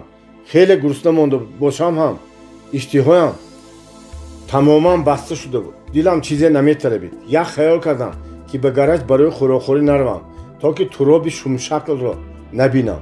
лекин боз фикр карда ба ҳамин қарор омадам ки агар имрӯз ба гараж рафта хӯрок нахӯрам пас пагоҳ ҳам умуман рӯзҳои дигар ҳам нарафтанам дар кор. ман ҳоло маҷбур будам ки ба гараж равам. агар наравам боз дасти туроб боло мешуд ва ӯ маро боз зиёдтар масхара карда метавонист. бори мошинро дар амбори бригади сеюм ба ёрии калхозчиён ба зудӣ холӣ карда ба гараж омадам. азизхоҷа, ту ба куҷо гум шудӣ? ин қадар дер кардӣ? пурсид шодӣ ҷӯра шодӣ ки хеле димоғаш чоқ буд. маро ба камин суханҳо пешвоз гирифт. рухсораҳои дағалу доғи кунҷидакдори ӯ суб сурх буданд. чашмонаш ҳамеша хашмгинаш ҳоло хандида менигристанд. ман ба ӯ нигоҳ карда ҳайрон мешудам ки чӣ тавр ӯ ин хел тағйир ёфтааст. кани тез биёр, шӯрбои ту хунук шуд. гӯён ӯ маро ба гарданам даст андохта навозишгарона оғӯш кард. аз даҳони ӯ барқ зада бӯи арақ меомад. ман ба чӣ сабаб пул чидани туробро аз ҳамон ҷо фаҳмидам. шофёрҳо дар хоначаи қаровули гараж ки дар паҳлӯи дарвоза ҷой гирифта буд дар болои наматча гирд нишаста хӯрок мехӯрданд. ҳама вақтхуш буданд ва ҳазлу шӯхӣ иштиҳои зӯр доштанд. мана қаҳрамони имрӯза ҳам ҳозир шуд. киноя карда гуфт туроб маро дидан замон. ин қаҳрамон ҳоло лабташна будагист. гуфт кадом як шофер ки зоҳиран аз воқеаҳои имрӯза хабар надошт. ин чӣ хел арақ мехӯрад ки вай ҳанӯз риш набаровардааст? гуфт туроб. ҳама қоҳ-қоҳ зада хандиданд. бисёр манъ назану як стакани холӣ пайдо кун, гуфт ҷӯрашодӣ ки дар паҳлӯи ман рост меистод. туроб аз зери файкии худ ки дар паҳлӯяш хобида буд шишае бароварда ба стакан арақ рехтанӣ шуд. аввал як бароҳ нигоҳ кун, гуфт шофёри дигар. туроб нимхел шуда аз тирезии хона ба роҳи калон ки то назди идораи правления тӯл мекашид нигоҳ кард ва баъд ором нишаста кори худро давом дод. ба ман аз ҳамин маълум шуд ки шофёрҳо ин зиёфати шоҳонаро аз роҳбарони калхоз рустӣ ташкил карда буданд. туроб стаканашро ним карда ба ман дароз кард. не, ман ҳоло ба кор меравам, гуфтам. аз инспексия натарс. аз болояш камтар сармисоқ хур бӯяш номаълум мешавад, маслиҳат дод як шофёр. нагуфтам. охир ин риш набаровардаст ку? такрор кард туроб. азизхоҷа, ин занбар не натарсида бардоштан гир, гуфт кадом яки дигаре. туроб стаканро таққӣ карда дар пеши ман гузошт. акнун гирифта нӯшидия? гуфт Анвар Боқа. натарс, барои ин пул намедиҳӣ, ришханд кард туроб. ман бо ҷаҳл стаканро ба назди туроб тела додам ва аз ҷоям хеста берун баромдам. ахмақ, гуфта писқан зад туроб аз пасам. лекин ҳеҷ кас исто баргард нагуфт ва ман бо мошинам нишаста роҳи истгоҳро пеш киштам. баъдҳо фаҳмидам ки ман дар ин ҷо низ хато карда будам. заҳр бошад ҳам ҳамон арақро нӯшиданам лозим будааст. ман бар қасди туроб нанӯшида будам, аммо дигар рафиқон чунин хулоса бароварданд ки ман ба давра қатъӣ намешудагӣ خسیس هستم. بعد این واقعه دستی تو را باز بالا شد. او اکنون همیشه مرا مسخره کرده گپ میزد و دیگران خواه و نخواه با خنده های خود او را دستگیری میکردند. همین طریقه در کلکتیو شافیوران کار کردن برای من روز تا روز دشوار میگردید. باب 7. از روزی به دهه گل سرخ آمدن من و استاد زاکر 2 هفته گذشته بود. در آمدی گپ باید گویم که استاد زاکر نیز در این مدت و بریگاد شوقتمک اعضا شده به کار کلخاز درآمد. او را در تاگزار نزد باشگاه بریگاد باغبان تعیین کردند. از روی گفت خودش او خیلی به غیرت محنت کرده تاک‌های 4 گکتار زمین را با بیاری چایخانه‌چی باشگاه خیریه‌پا تنها خودش خاکپوش کرده است. من با کاردانی و غیرت این آدم هیچ شبهه ندارم. البته او اگر از صدق دل کار کردن خواهد از عهده هر کار میبراید. پگاهی بر وقت به گرنج رفتنی بودم که استاد زاکر مرا عزیز خوجه به تو یک مصلحت دارم گفته از راه هم نگاه داشت و نظرم او خیلی پریشان خاطر مینمود. چشمانش هم سرخ شده بودند. معلوم بود که شب درست نخوابیده است. من به بادامزار میروم گفت او.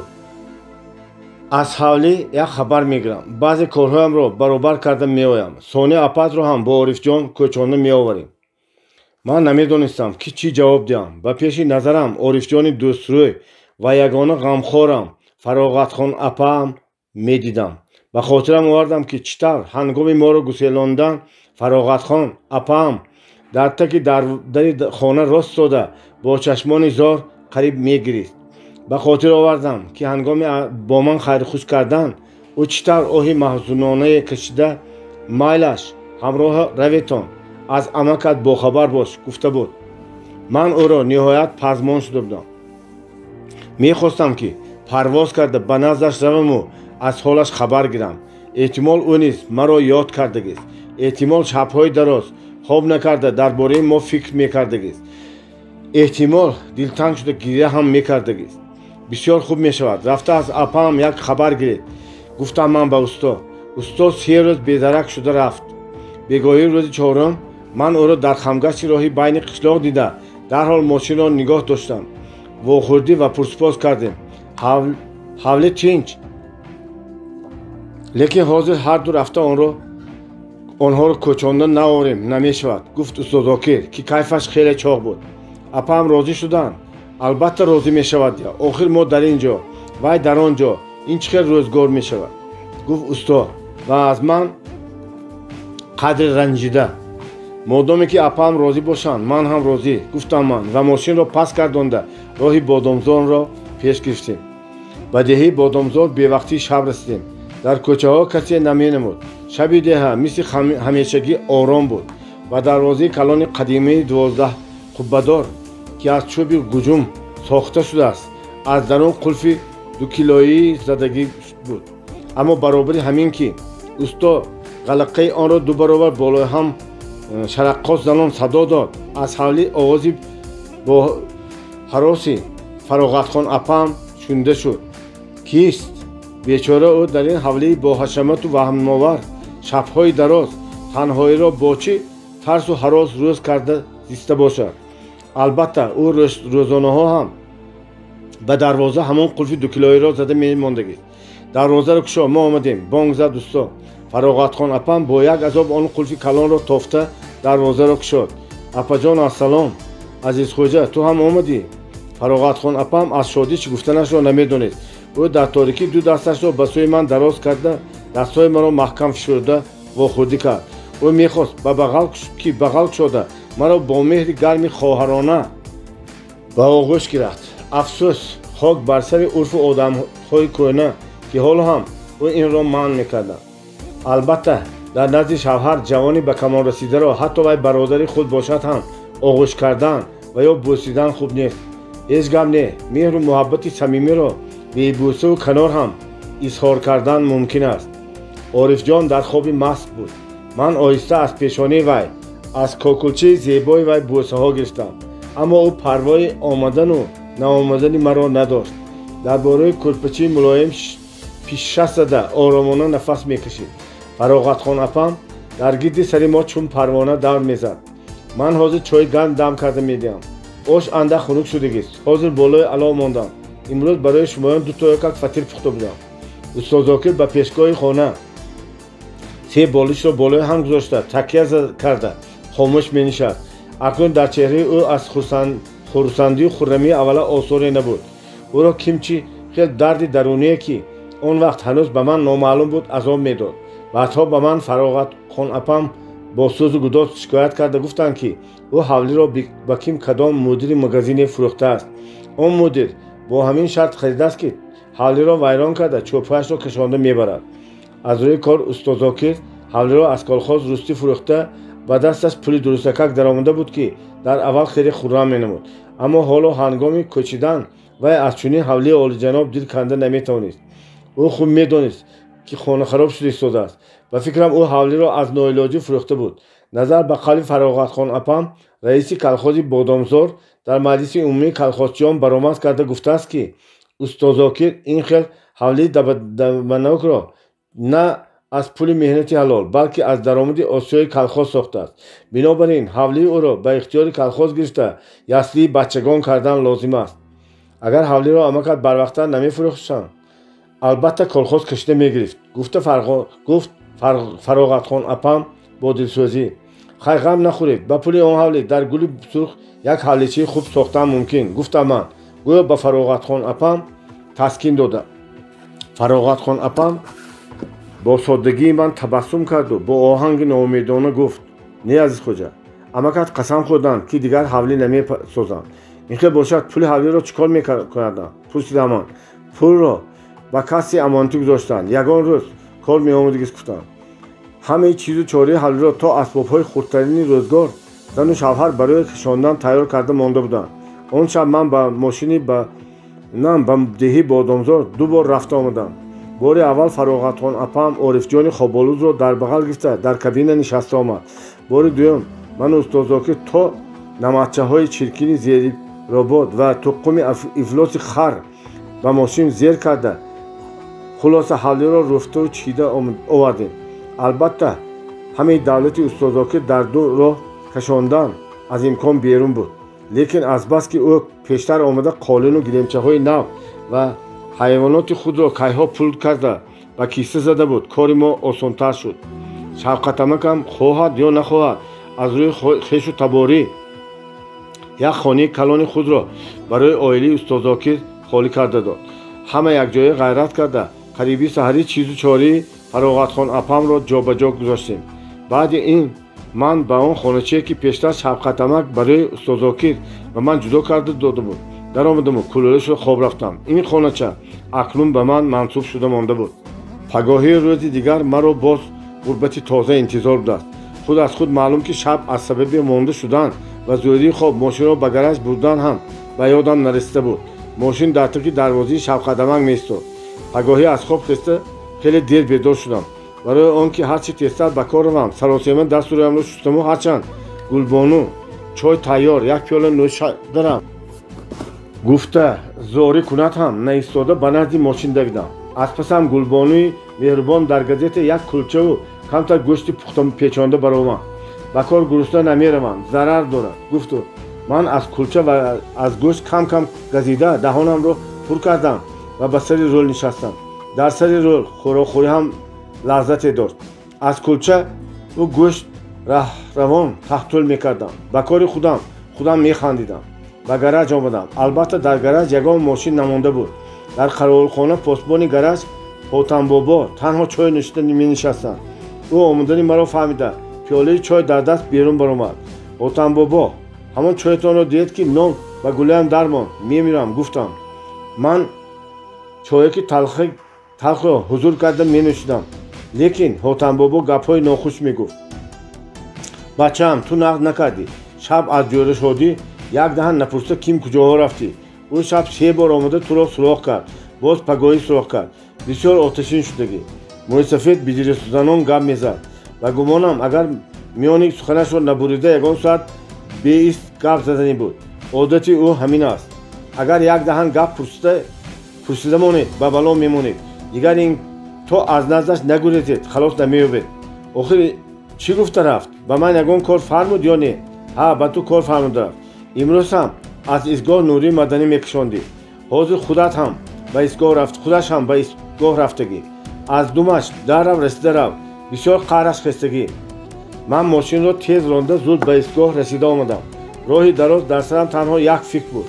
کاشکی در ایستگاه تراب نباشد. میگفتم جوره شدی چقدر که جنگ کند راضی بودم، لیکن بسیارتر از تراب میترسیدم، زیرا در حالتی که حاضر من در حقیقت گناهکارم از دهان خنکی و هر گپ برآمدنش ممکن بود.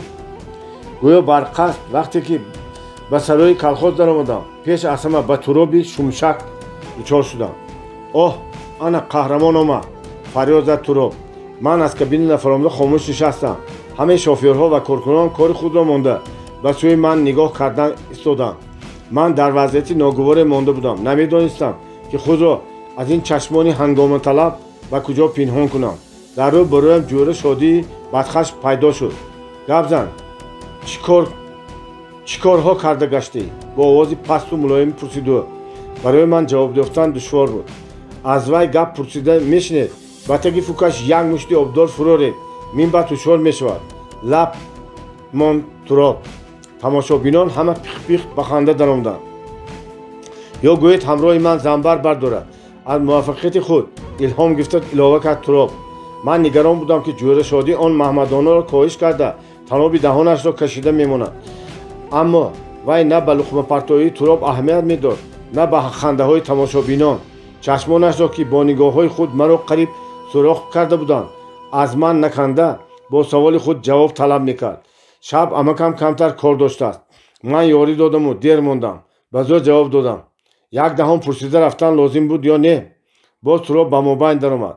اکای شادی وی گمان کرده بود که به ماشین های کلخوز هم امکش خوجین است. جوره شادی باز لحظه برای من چشم دوخته ایستاد. بعد وزین راه گشته از پی کار خود رفت. اما من هنوز در کابینه در یک حالتی ناگوار لب فرو بسته می نشستم. همه به کارهای خود مشغول بودند. اکنون در کابینه خواب میکنی؟ باز به کار سر کن، گفت انور. حس کردم که او نیز از کردار من سخت رنجیده است. گفتم که زیر فکر تو او را مالیده از خواب بیدار کردن لازم بود. گفت تراب. من که گناهم را پورا به گردن گرفته بودم باز دندان به دندان مانده طاقت کردم، زیرا حاضر برای با تراب ماجرا کردن اساس نداشتم. لیکن دلم بسیار میخواست که با او بار دست به گریبان شوم. من ناعلاج این مقصد را معقوف گذاشتم. باب 8. اوه شب تنهایی چی حلاوتی و در عین وقت چی عذابی دارد شب تنهایی. من در آن خانه‌چه شب ختمکم تنها میخوابیدم. خواب در کجا؟ از روی ضرورت چراغ را خاموش کرده و بستر خود دراز کشیدم. اما چشمانم راه کشاده بودند. روزی دراز کار کرده سخت مانده شده باشم هم خوابم نمی آمد. آدم که تنها ماند هر چیز را فکر میکند، هر گپی بوده رو نبودگی را به خاطر میآورد. من هم امشب اول مادرم را یاد کردم، ثانی در خصوص ناآمدی کارهایم فکر کردم. بنفشه را به خاطر آوردم و آنگاه همه غمهای خود را فراموش کردم. اکنون خیالم و همین نام بند بود. من تمام گفتگوهای هر دوی ما را به خاطر می آوردم و دلم کیمچخیل از درون سوخته ایستادگی بری می شد. می خواستم که او را یک نظر بینم، دمی همراه نشینیم. همین خواهش چنان زور بود که در آن فرصت برای من در بستر آرام خوابیدن آن طرف ایستاد. خانه حتی حولی وسیع شبقدمک هم تنگی میکرد. دلم میتپید. در رگ‌هایم تیز شدن جریان خون را حس میکردم. در آن حالت چیزی را اندیشه نمیکردم، گویا که عقل و اراده را تماما از دست داده بودم. از بستر جسته خستم و تنی کوتاه بیرون برآمدم. هوا عجایب صاف و سلخنی بود. من به زودی در تختپوش خود تاثیر شبادی سردکی را حس کردم، لیکن این سردی در عین حال به تنه من بی اندازه فوران بود. در هوای صاف نفسکشی من آسانتر گردید. اما دلم همانا سخت میزد، همانا در آتش نهانی میسوخت. بعد فرصت آرام شدن و عقلم به خودم برگشت. акнун ман ба ситораҳои бешумори осмон менигристаму аз кори худ шарм мекардам. ситораҳо гӯё ба ҳамдигар маро ишоракунон аҳволи ин ошиқи беқарорро бубин гуфта чашмакӣ мезаданд. оҳиста оҳиста роҳ гашта ба чорбоғи колхоз ки дар паси ҳавлии бунафшаи но буд даромадам. аз ин ҷо ба ҳавлии бунафшаи но нигоҳ кардан мувофиқ буд. дидам ки дар як хонаи онҳо чароғ ҳанӯз фурӯзон. бунафша ҳоло бедор аст. тахмин кардам ман ва ба сӯи равшании он чароғ равона шудам. оре, чароғи ман хонаро фурӯзон карда менишаст. тахминам дуруст баромад. дар паси тиреза рост истода ӯро фурсати тамошо кардам. бунафша дар паси столи назди тиреза хат менавишт. тиреза парда надошт. шояд барои шустан гирифта бошанд. хонаро қандили сечароға равшан мекард ва дар пеши бунафша боз як чароғи рӯймизӣ даргирифтагӣ буд ки аз ин сабаб бунафшаро ба хубӣ тамошо кардан мумкин буд.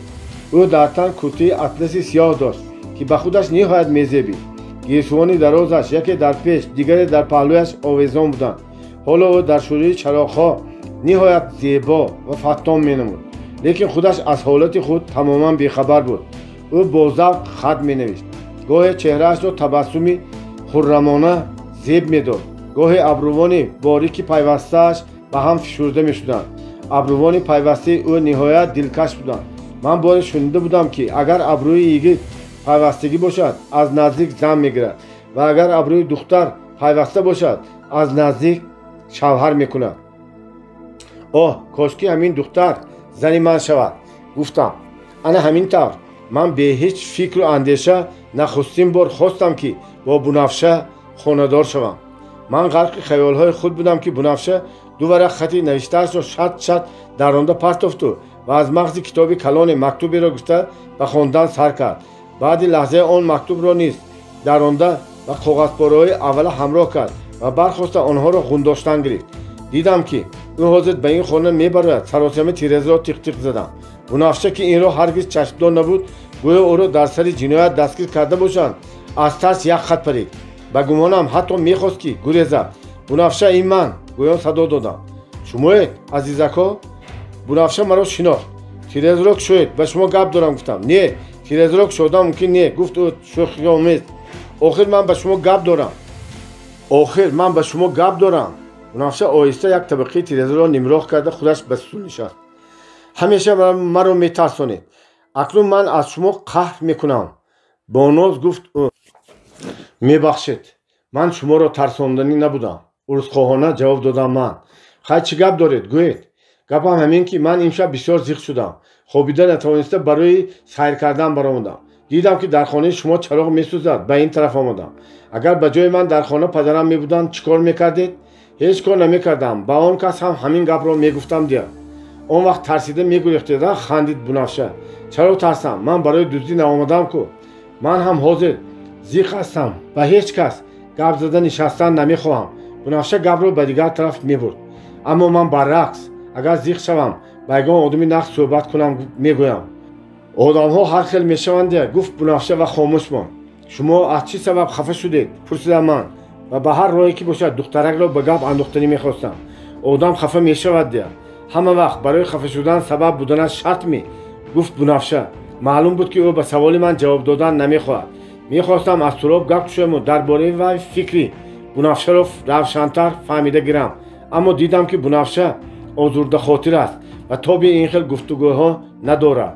соне андеша кардам ки дар назди духтар аз рақиби худ гап кушодан дуруст нест. духтар гумон карданаш мумкин аст ки ман одами бадрашк ҳастам. бунафша коғазпораҳои рӯи столро бозӣ карда менишаст. ман барои ӯро хандондан, барои хафагиятон алами худро аз коғазҳо гирифтед, гуфтам. аммо бунафша ба шӯхии ман нахандид, балки бо оҳанги ҷиддӣ. ҳа, аз коғазҳо гирифтам, гуфту боз хомӯш шуд. ман ҳам дигар гапи муносиб наёфта ноилоҷ аз ӯ нигоҳ карда меистодам.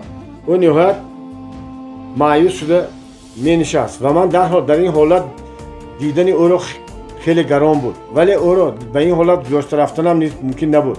ниҳоят бунафша ба нохост ба ман назар карда гуфт. азизака, мебахшед, аз шумо як чизро пурсам мумкин? марҳамат. ман хурсанд шудам ки вай ба сухан даромад. вай каме сукут карда баъд гуфт. азизака, ба фикри шумо چخیر بسیار دخترهای قشلاق را با خویشان خودشان به شوهر میدهند. همین درست می؟ آخر آنها برادر و خواهر برین کو.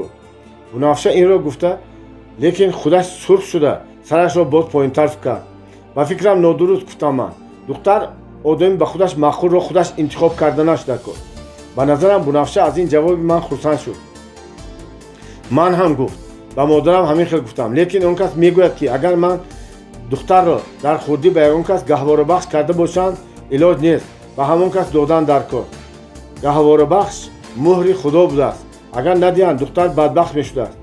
شما به این گپ باور میکنید؟ نه باور نمیکنم. در این دم از روی حولی عطسه مادری او شنیده شد. بنفشه سراسیمه خواهش کرد که من از نزدش روم. او تیرزه را پوشید. من خود را به پنهانی گرفته و اون تیرزی امید باز قدر نگاه کرده ایستادم. و خانه فرشته بیبی در اومد. از افتکار او در خانه همسایه ها بود. هنوز بیداری گفت وای دخترش را آغوش کرده از پیشانش بوسید. بنفشه باشد چشم مادرش را خطا کرده کاغذ پاره های روی استال را غنداشته میگرفت. در خانه به زودی چراغ خاموش گردید و من خواه و ناخواه به جای خواب خود برگشتم. اما باز هم خوابی سبیل ماندن نمی برد. اکنون در سرم سوال های تازه پیدا شده بودند. آن مکتوب را بنفشه چرا درآنده پرتافت؟ آن مکتوب از کی باشد؟ آیا بنفشه گواره بخش دارد؟ چرا او با من از این موضوع گپ شد؟ بعد این واقعه اکنون هر روز به بهانه کتابگیری به کتابخانه میرفتم. از روی کار بنفشه از این آمد آمد بسیار مقصد مرا خوب فهمیده بود، ولی همیشه چنین وانمود میکرد که گویا از مقصد من واقف نیست. هر بار به من با طرز عادی سلام علیک و پرسپاس میکرد، اما نمیگذاشت که گپمان از این دایره تنگ بیرون برود. من به وی چنان دل باخته بودم که هر روز حتی از دور باشد هم اگر یک بار نبینم طاقت کرده نمیتوانستم. لیکن بینم هم دلم آرام نمیشد. به نظرم بنفشه از تیز به نظرش آمدن من ناراضی نبود، بلکه ممنون بود. اگر یگان روز نرفته مانم روز دیگر میپرسید که چرا نآمدم. چطوری که گفتم من هر روز از بنفشه یک کتاب میگرفتم. به نظرش رفته به من باز کتاب دید. میگفتم وای لبخند کرده میپرسید کدام کتاب رو دیم؟ من چی دانم؟ یگان کتابی نغز دهید دیم. باره او مرا عجب تنبیه داد. من از وی جمیله نام کتابی را که در مقابل صورت قرقیز دختر کشیده شده بود گرفته بودم. وقتی که آن را به بنفشه باز آوردم وی از دستم نگرفته پرسید خوانده برآمدید؟ و جوابی من منتظر نشده باز گفت تنی به من گفته دید جمیله کی بوده است؟ یک قرقیز دختر گفتم من و حس کردم که گوشهایم از چند ترسیده سرخ شد، زیرا من کتاب را نخوانده بودم. قرقیز دختر بودن جمیله از صورت روی کتاب هم معلوم بود. خب آن قرقیز دختر کی بوده است؟ با سوال داد بنفشه. زمین نکفید که من درایم. غیر از اخطار شدن چاره نبود و خواندن وقت نشد. و یک سو نگاه کرده گفتم میبخشید این کتاب را در دیر نگاه ندارم. گفته بوده کتاب گرفتگی را خواندن لازم. جدی گفت بنفشه. همینطور من خیلی خوب تنبیه خودم، اما این بیفایده نبود. بعد این من به کتابخانه جدا مشغول شدم و خود قلب دادم که بنفشه کتاب دوست بودنم را در عمل اثبات کنم. اکنون بعد کار شب‌های دراز کتاب می‌خواندم. بعضی کتاب‌ها حتی دوباره 3 باره خوانده می‌براندم تا که مبادا بنفشه از آن کتاب چیزی پرسد جواب داده توانم. جمیله را من مثل شعر از یاد کردم. او را از صدق دل دوست داشته ماندم، چون که آن دختری مغرور و بیباک عیناً بنفشه من برین بود. باب 9. مرا پگاهی بر وقت استاد زاکر از خواب بیدار کرد که شیرچویم را خنک نشده خورم. در حال پی بردم که او به عوض این مهربانیش از من حتما یگان طلبی دارد. غمخوری که من فراغت خان اپم یک کاسه شیرچوی 3 روغن آوردمان. از پس او عارف جان نیست غجور گپ زده در آمده بود که استاد به ازنش بچه‌ت را گیر، اکش چویش را زودتر خورد، به کارش دیر شد. گفت وی کیها سله و جامه کرده به سفر آماده شده بود. خاموشانه چای می نوشید. وقتی که من خستنی شدم او پرسید امروز هم به استانس می روی؟ ها دیروز همین خیلی گفته بودم. امروز با پای یک مهمان عزیز آمدنی بود. همراه پیشواز میگیریم. یعنی تو با ماشینت سوار کرده میاری؟ خوب، خواهم و نخواهم راضی شدم من و هر دو برابر خستیم. ба истгоҳ аз ҳамин мошинҳои калхоз хеле пеш расидем. ба омадани поезд ҳанӯз 1 соат зиёдтар фурсат будааст. устоз Зокир амр дод ки ба зудӣ мошинро ба суперфосфат пур карда ба сари роҳ бароварда монам ва сони аз паси ӯ ба перрон равам. ӯ таъкид кард ки мошинро бисёр пур накунам, то ки барои ҷомадонҳои меҳмон ва барои ду-се кас ҷои нишаст монад. ман халтаҳои суперфосфатро ба мошинам бор карда ба сари роҳи калон бароварда мондам ва мувофиқи амри устоз Зокир ба ҷои таъин кардаи ӯ равона шудам. дар ин ҳангом худи ӯ низ ба сӯи ман меомадааст. ҳа чӣ шуд? гуфта пурсидам. ман хурсанд шудам ки аз рафти кор меҳмони азиз наомадаасту мо беҷанҷолакак ба хона бармегардем. аммо тахмини ман хато баромад. поезд ним соат дер мондааст. бо димоғи сӯхта гуфт усто. набошад чӣ кор мекунем? пурсидам ман. мехостам гӯям ки шумо поездро интизор шуда истед. ман якбор калхоз рафта мошинро холӣ карда биёям. аммо ӯро рӯйхотир карда ба гуфтани ин гап забонам нагашт. кани биё дар чойхона нишаста як пиёла чойи талх хӯрем. меомадагистия таклиф кард устоз Зокир. дар чойхона амаку ҷиян як чойник чойи талх нӯшидем ва баъд ба перрон барондем. ҳамин ки поезд наздик шуд, усто ба сӯи вагони рақами 7 давид. аз тезии он вагон як сари беандоза калони марди сергӯшту лунчояш овезон намудор буд ва ба сӯи устоз Зокир як дасти ғафши сермӯй дароз шуд. усто чолокона ба вагон баромад ва пас аз лаҳзае ду чамадони калонро бардошта фурӯвард. ман инҷо ин чомадонҳои вазинро аз дасти вай гирифта ба мошинам бурдам. аз ақибам худи устоз Зокир боз ду чамадони калон дар даст ба меҳмони азизаш паҳлӯ ба паҳлӯ роҳ гашта меомад. меҳмони азиз марди 45-50 солаи қадпаст, кӯтоҳгардан ва ниҳоят фарбе буда бо озоби ҳашҳашкунон роҳ мегашт. пои чапаш протез дошт. ман ӯро пештар дар осёбхона ҳам як-ду бор дида будам. дар хотирам ҳаст ки устоз Зокир боре вақти ба осёбхона омаданаш ӯро ба ман шинос карда. ин кас Шарофиддин Хоҷа, одами бой ба давлат, даромадашон аз даромади осиёи мо 3-4 баробар зиёд гуфта буд. Шарофиддин Хоҷа дар аввал ба ман бо ноги дасташ ба зӯр вохӯрдӣ намуд. лекин баъде ки усто ин кас писари мо Азиз Хоҷа гӯё маро дуруст шиносонид, меҳмон дандонҳои тиллои худро намоиш дода бо лутфу марҳамат табассум карданд. ҳа писар, корҳо дуруст аст. ман ба кабина даромда ба сари рул нишастам. рафиқони ман агар чанде бадтар омада бошанд ҳам кайҳо мошинҳояшонро пур карда ба қишлоқ баргашта буданд. аммо ман ҳанӯз дар сари роҳ меистодам. Шарофиддин Хоҷа дар паҳлӯи ман дар кабина нишаст. ӯ устоз Зокир ба боло ба назди ҷомадонҳо баромад. ба роҳ даромадем. мо ҳанӯз ба ҳудуди калхоз назаромда будем ки аз пеш қатори мошинҳо пайдо шуд. сараввал аз паҳлӯ мошини Дониёр гузашта рафт. аз қафои он мошини Туроб намудор шуд. роҳ хеле камбар буд, лекин ба ҳар ҳол агар муросо карда шавад ду мошин бемалол мегузашт. ман мошинамро каме ба тарафи рост гирифтам, аммо Туроб ба ҷои он ки чаптар равад, рост ба сӯи ман меомад. сари ман нохост гаранг шуда монд. ба ман чунин менамуд ки ҳозир мошинҳо ба ҳам бармехӯранд. зуд мошинро аз роҳ бароварда ба поён ба замини пахта гардондам. Туроб хушҳолона хандида гузашта рафт. эҳтимол номи ин номаъқулӣ ин Туроб ҳазл ё шӯхӣ бошад, лекин дар натиҷаи ин шӯхӣ сари калони меҳмони азиз ки ду-се бор ба деворҳои кабина бархӯрд қариб кафида буд. аз боло ду чомадон низ парида рафтааст. мошинҳои дигар наздик омада истоданд, лекин кошки наистода гузашта мерафтанд. албатта ҳоло ягон ёрии онҳо ба ман лозим набуд. баръакс онҳо намуди хандаовари меҳмони азиз ва хашмгинии ману устоз Зокирро дида механдиданд. худ аз худ маълум ки онҳо ин ҳолро ба Туроб ҳам хабар медиҳанд ва ӯ аз шодӣ қабат гӯшт гирифта барои масхара кардани ман латифаҳои нав мебофад.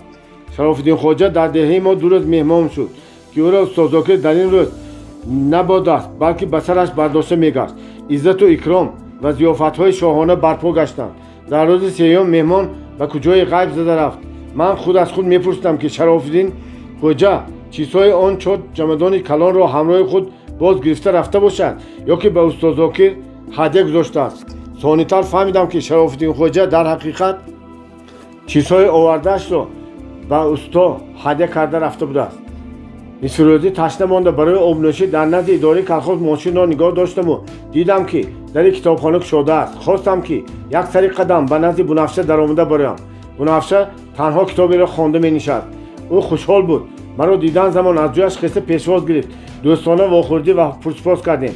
بنفشه از میخ رومال کلان موین رو گرفته به پیش من پرتافت. عزیزکه من همین رومال رو یک بینید و شما معقول یا نه؟ من رومال ملایم رو در کف دستم مالیده دیدم و به فرق نغز و بدش نرفته ساده اولانه ملایمکک گرمکک البته نغزیه گفتم.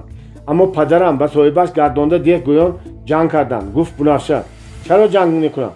بی مصلحت گرفته باشید مگر؟ ها مادرم بی مصلحت خریدن. پدرم میگویند که از نرخ خودش 2 برابر قیمت. مادرتون از کی خریدن؟ از عمک شما. گفت بنفشه گویا ملامت کردن. اون کس عمک من نه پدری اوگایم. گفتم من خیر انا پدری اوگایتون. بنفشه خندید. برای گردن من از شرم عرق پیدا شد. به خیالم گناهکار استاد ذاکر نه بلکه من باشم. پرسیدم آخر چرا به خودش گردانده نداده؟ چون که دیگر رومالای موینه ندارم. بیگاهی بعد کار از حوالی آمده بودم که گلبانو مرا به خانه‌اش جیغ زد. عزیز خوجا من این رو یک بینید. او چیزی کاغذپیچ رو به دستم داد که جمپری زنانه موینه بوده است. این رو من از داده عارف جان خریده بودم. شب ختمکتون از نرخش بسیار قیمت فروخته است. گویام ذهنشان کوید. مرا جنگ کردند. به صاحبش گردانده دیگ گفتند. گلبانو خجالت میزانه گپ میزد. او موافق امر شوهرش مجبور بود که جمپر رو به استاد ذاکر گردانده دهد. لیکن جرأت نمیکرد که برادر شویش را ایزا دهد. بنابراین از من مصلحت میپرسید که چیکار کنم. هرچی باشد آن کس آدم بیگانه نه. اندک زیاد پول دهم هم به آدم خودی میدیم که همین طور نه میگفت. به من این واقعه نهایت سخت تاثیر کرد. من اون روز از واقعه رومال بنفشه خفه شده بودم. اکنون فکر کردم که مادر بنفشه هرچی باشد هم برای استاد ذاکر آدم بیگانه است. احتمال از همین سبب به وی رومال را قیمت فروخته باشد. اما استاد نخواست به همین درجه عزت خود را پایمال کرده و گلبانو هم که کلندش می شود یک جمپری ناچیز را از نرخش زیاد فروخته باشد. استاد ذاکر لاغ نیکی های در به وی کرده شفقت عمک را که او را به تمام عائله‌اش در حولی خود جای داده قریب همیشه به دسترخوان خود شریک کرده است روی خاطر ننموده است. جمپر را گردانده به خودش دادن در کار. شفقت عمک هم درست گفتند. گفتم من به گلبانو این کار از دست من نمیآید شرم میکنم. گفت ینگم نباشد به من ده. من جذب کرده بودم که جمپر را برده به پیش استاد میپرتم و طلب میکنم که پول گلبانو را گردانده دهد. آن را به کاغذ پیچانده گرفته به خانه استاد ذاکر رفتم. استاد در پیشگاه خانه در بالای جای نماز چهارزانو نشسته نماز میخواند. فراغت خان اپم لباسهای پرچه‌اش را دزمال میکرد. من تا از بالای جای نماز خستن استاد نگران شده ایستادم. ها عزیز خوجا بیا. گفت او جای نمازش را خون داشته. از افتگار من خیلی خشمگین مینمودم که فراغت خان اپم در حال در دست حیران شده به من مینگریست. من جمپری کاغذ پیچ را به دست استاد دادم. این چیست؟ او زود را آن را کشاده دید. پولش را گردانده دهید. شفقت عمکم ینگم را جنگ کرده. رویم را چپه کرده. گفتم من چرا وی جنگ میکرده است؟ پرسید استاد. چون که شما از نرخش قیمت فروختید. ها فهمیدم. به شفقت عمکتون پول دادن علم میکرده گستیه. زخخنده کرد استاد. هیچ گم نه.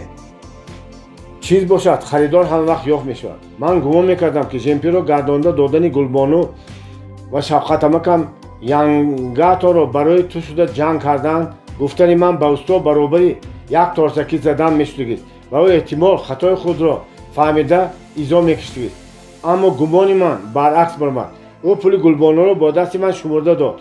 لیکن نه از آن که منو شفقت عمکم رنجیدیم پروایی نداشت. اما زنی او فراغت خان اپم که در رو بروی ما نشسته بود از شرم و حیا سر بالا کرده نمیتوانست. برای کردار شوهرش وی عذاب روحی میکشید. باب 10 در گرج مدیرمان جوهر شادی اعلان کرد که امشب در کلوب کلخاس فیلمی نوی آسمانی صاف نمایش داده می شود. من تعریف این فیلم عجایب را شنیده بودم و آرزوی تماشایش را داشتم. بیگاهی به کلوب آمدم. در تگ در با بنفشه واخوردیم. به من هم یگان تا جای بند کرده مانید. حاضر میروم. خنده دلربایی کرده گفت بنفشه. گمان کردم که بنفشه شوخی میکند. نخواست که او آمده در پهلویم می نشسته باشد. غیر از این آخر در قشلاق ما در کینا یا تئاتر یگان خویش و تباری نزدیک نباشند. جفت نشسته دختر و پسرها ای به بلاغت رسیده رسم نشده است. лекин Бунафша шӯхӣ накарда будааст. ӯ дар айни оғози филм давон омуда дар паҳлӯи ман нишаст. аз ин ҷасорати духтарак ман ҳам ҳайрону ҳам шод будам. сад афсӯс ки ман он шаб баъди ин шодии кӯтоҳмуддат ва тамошои филм ба орзуяш омадан маҳрум шудам. ҳангоме ки ғарқи тамошои филм будам, касе аз қафо ба гӯшам берун бароед, шуморо як одам мунтазир гуфт. гумон кардам ки шояд Шабқатамак ё Устод Зокир ҷезда бошанд. дилу бедилон баромадам. аз паси ман як ҷавони либосҳои олуфтапӯшида ки мӯйсараш ҷингила баромада буд маро берун бароед гуфтагӣ ҳамин кас буданд. ман ӯро намешинохтам, дар қишлоқ ҳам надида будам. маро ки ҷиғ зада буд. пурсидам аз ӯ, ба шумо ман кор дорам, кани ин тарафтар биёед, гуфт ӯ бо оҳанги омирона ва худаш пеш даромад. ман ба пушти клуб гузаштем. шумо вай духтаракро аз куҷо мешиносед? пурсид олуфта. чӣ шудааст? шумо аввал ба саволи ман ҷавоб диҳед. мо бо Бунафша ҳамсоя ҳастем. ҷавон ба ман боз чизе гуфтанӣ буд ки аз торикӣ Туроб пайдо шуда омаду. аз ин гап пурсида мешинӣ? гӯём бадсаи ман ҳам як мушт фаровард. дандонҳоям ба ҳам хӯрда ғичирос заданд. даҳонам пури хун шуд. ба болои ин олуфта ҳам як лағат зад. боз Туроб мушт фаровард ва тахтапӯштам санги растагӣ бар ин шуд. ман кайҳо боз ба Туроб қасд доштам. ҳоло фурсати мувофиқ расида буд. бо ғазаб ба ҷанг даромадам. онҳо маро дукаса дошта мезаданд. хусусан муштҳои Туроб бисёр сахт мерасиданд ки баъди ҳар як мушти ӯ ман дуқат шуда қариб меафтудам. лекин ман он вақт аз зӯрии алам дардро ҳис намекардам. баръакс ҳаракат мекардам ки ҳеҷ набошад ба ду мушти онҳо як мушт занам. кадоми онҳо ки рост ояд ва куҷояш ки расад фарқ накарда мушту лағат мезадам. дастҳоям ба қувват ва мӯзии дағалам дар ҳамин ҷо хуб кор доданд. Туроб аз ин пеш ҳам бо дигарон занозании бисёре карда шаттаҳои бисёре хӯрда омӯхта шуда буд. дар аввали занозании мо ба зарбаҳои ман парвой намекард. зоҳиран зарби шаттаҳои маро гӯё ҳис намекард ва ё ҳис кунад ҳам чунон вонамун мекард ки гӯё он шаттаҳо ба ӯ таъсире надоранд. аммо олуфта дар шаттахӯрӣ бисёр хом буд. ӯ махсусан баъди як лағаде ки бо мӯзии дағал ба пояш хӯрд дарҳол ба ман лағат заданро бас кард. дар ӯ дигар ҳавсалаи занозанӣ кардан намонда буд. ниҳоят Туроб ҳам аз занозанӣ сер шуд ва дар паҳлӯи олуфта ба замин нишаст. ман ҳам ба зӯр рост меистодам ва шаттахӯрию шаттазанӣ аз даркориаш зиёдтар сер шуда будам. агар акнун гашта ба клуб барои тамошои давоми осмони соф ё барои ором хобида дам гирифтан ба ҳавлӣ равам ҳам рақибҳои ман эҳтимол ҳеҷ чиз намегуфтанд. баръакс онҳо ҳаминро мехостанд. аммо ман баргашта рафтанро нахостам, чунки дар он ҳолат онҳо худро ғолиб шуморданашон мумкин буд. ман мехостам ки онҳо худро пурра мағлуб шуморда раванд. бинобар ин дар рӯ ба рӯи онҳо ман ҳам ба замин нишастам. маънии ин кор ҳамин буд ки агар онҳо боз занозанӣ карданӣ хоҳанд, ман тайёрам. Туроб аз кисааш рӯймолчаашро бароварда оромона арақи сару рӯяшро пок мекард. олуфта хомӯшона гоҳ ба Туроб ва гоҳ ба ман менигарист. ака Туроб, хезед рафтем, гуфт ӯ. Туроб ҳам магар айнан ҳамин таклифро интизор буд ки оҳиста аз ҷояш хест. хай хуш бош ҷора, гуфт ӯ ва ба ман тамасхуромез ва илова кард. мин баъд дониста мон ки ин духтар бекас нест.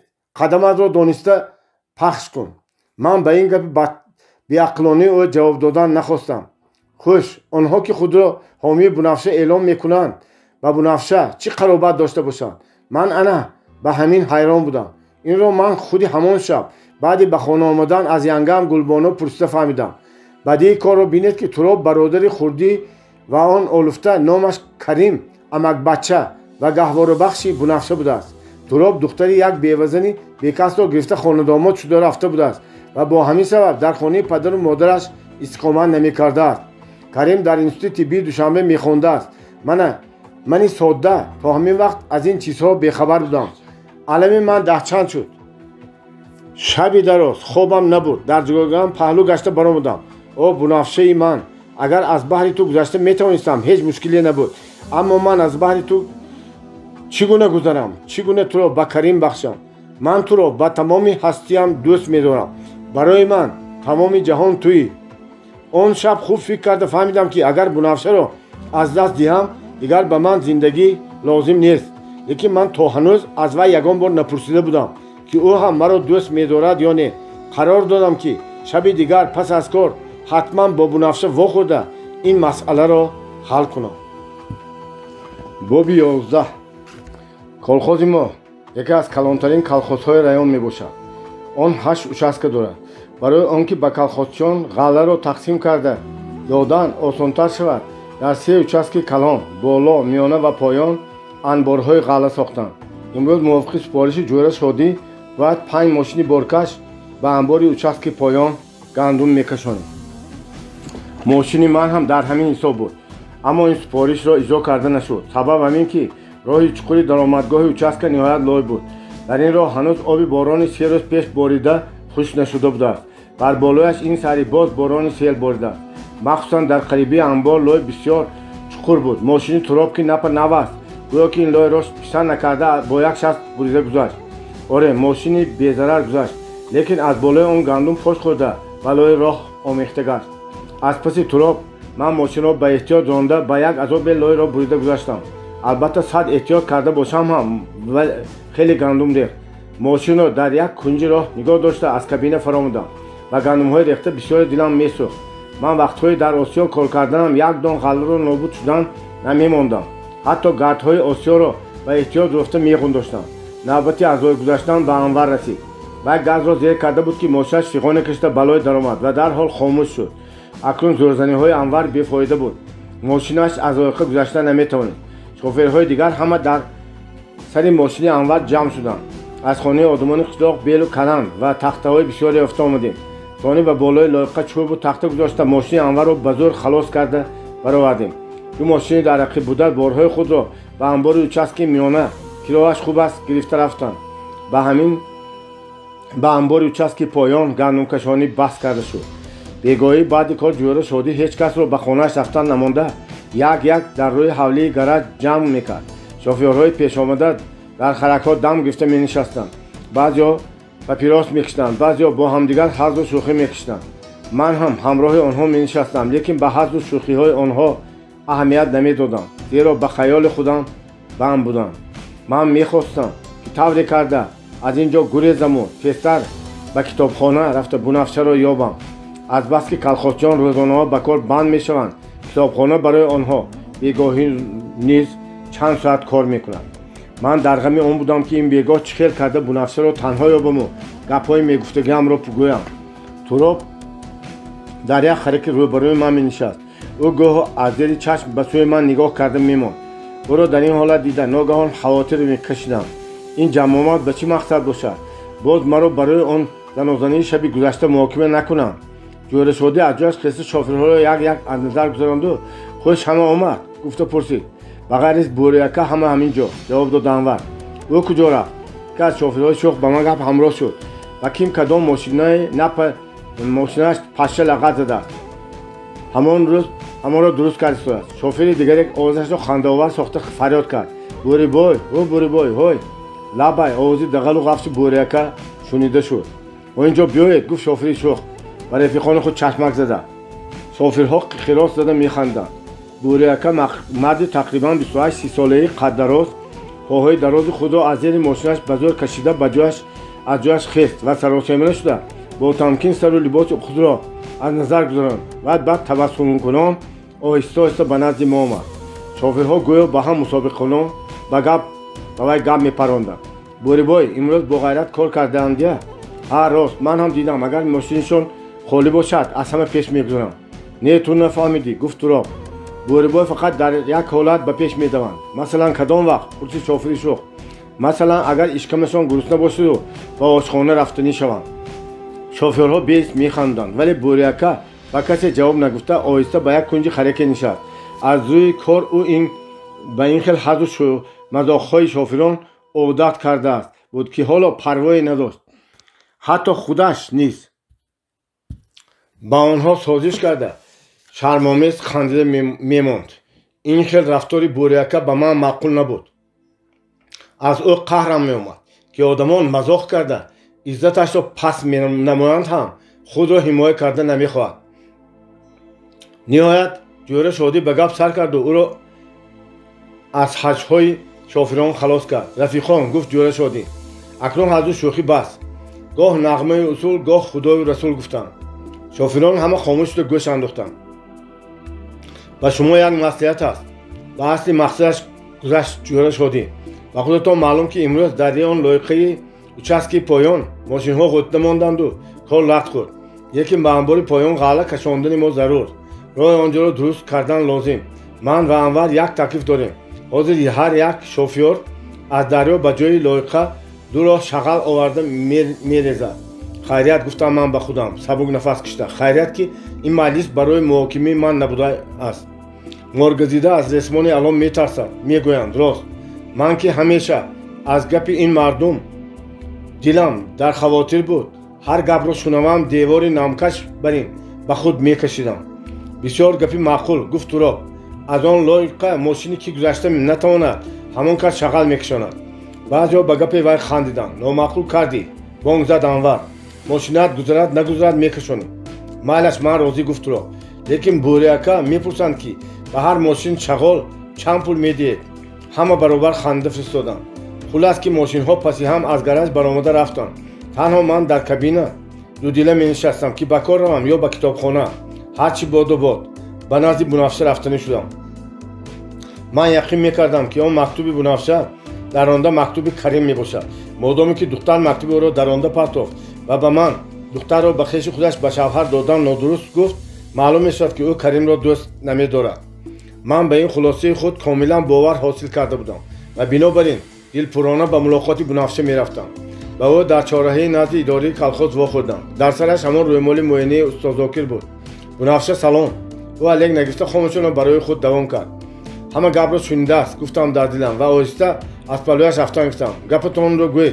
گفت بنفشه با آوازی خشک و سرد. بنفشه من نمیدونم که به شما چه گپ زنم. زنازنی را میدانید که پیچینگ پرتافت بنفشه و من تماما روشن شد که کریم با دختر در خصوصی من جنجال کرده. باوری داشتم که تراب با دختر درباره شط خوردن خود گپ نمیزند، چون که آدمی مغرور و هوابلند و دهان کلان است. اما کریم که از من رشک میکند و دختر هر گپ گفتنش ممکن.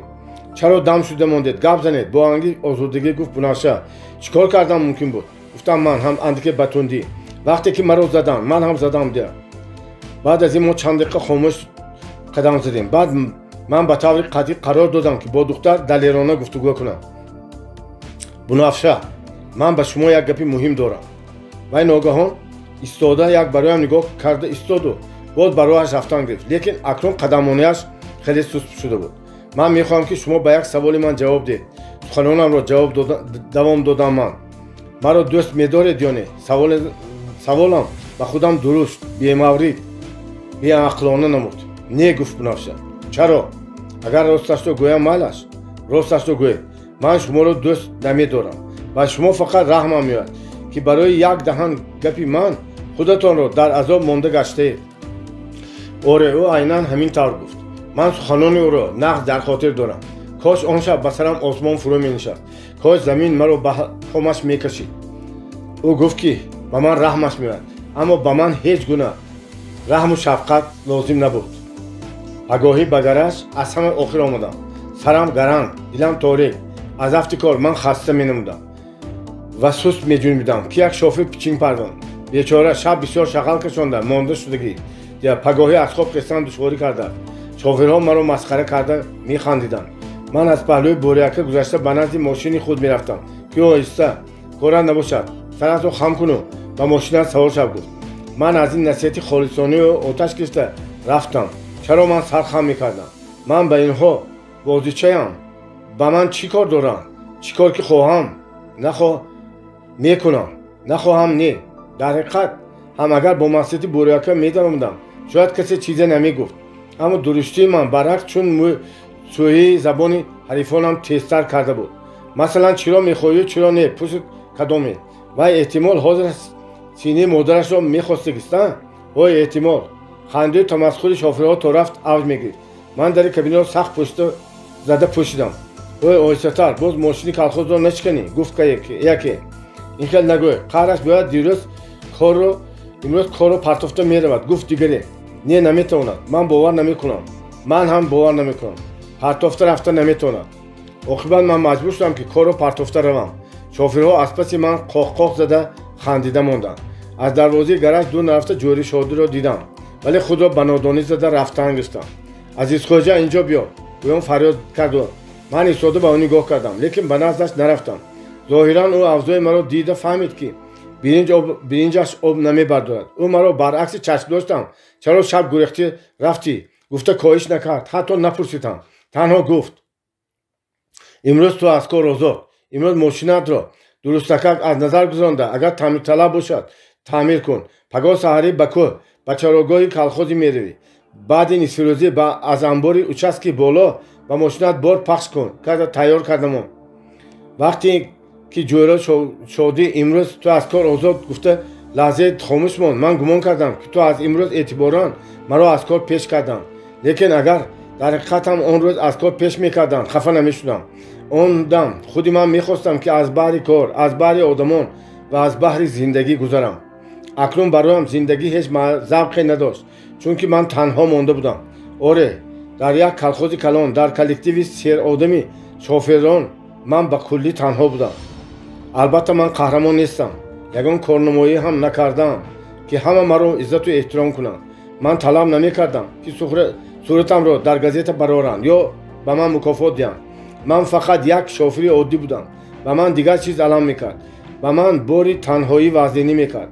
чӣ будани дарди танҳоиро агар аз саратон нагузаронда бошед, тасаввур кардан душвор аст. оҳ, танҳоӣ, бори вай аз кӯҳ вазнинтар аст. ман шофири оддӣ ҳастам. мумкин аст хато гап занам. ҳар чӣ бошад фикри худамро мегӯям. ба фикрам мо ки ҳозир коммунизм сохта истодем, пеш аз ҳама ин хатои калонро ислоҳ кардан лозим аст. партия мегӯяд, ки ҳама корҳои бузургро, ки дар мамлакати мо карда мешавад, маҳз барои одам, барои хушбахтии одам аст.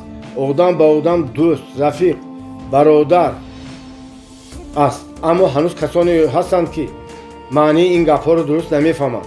барои ҳамин ҳам ба одам дуруст аҳамият намедиҳанд. бисёр касон рафиқони ҳамкори худро гоҳо тамоман фаромӯш мекунанд. намедонанд, ки рафиқонашон ҳангоми ба кор омадан ва вақти кор ё баъд аз кор баргаштан дар сар чӣ хаёле дорад, дар дилаш чӣ мақсаду чӣ орзуҳо дорад. парвое надоранд, ки рафиқашон дар зиндагӣ чӣ мушкилоте дорад ва ба вай ёрии дӯстона лозим аст ё ки не. баъзе кас ба ҳамин сабабҳо аз баҳри коллектив баромаданӣ, танҳо зиндагӣ карданӣ ва ё ба ҷои дуре саргирифта рафтанӣ мешавад. боби 12. азбаски бисёр зиқ шуда будам, мехостам ба ҷои дуртар ва кушодтаре баромада равам, то ки як нафаси озод кашам. бинобар ин ба кӯҳ, ба чарогоҳ сафар карданро ба ҷону дил қабул намудам. саҳари хоби шиrinро ҳаром карда бархостам ва ҳатто таҳтул накарда ба сари рӯли мошин нишастам. ман дар бораи ин сафари дуроза ба тафсил нақл намекунам, ба ин ҳоҷат нест. аз воқеаҳои сафар танҳо ду-се тоашро нақл мекунам, ки барои фаҳмотар шудани ин қиссаи ман заруранд. нахустин воқеае, ки дар он сафар ба ман сахт таъсир кард, воқеаи пулчинӣ буд. фаромӯш кардам гӯям, ки ҳамроҳи ман Анвар ва Туроб ҳам буданд. мо дар се мошин барои чӯпонҳои чарогоҳи кӯҳӣ орду равған ва дигар чизҳоро мебурдем.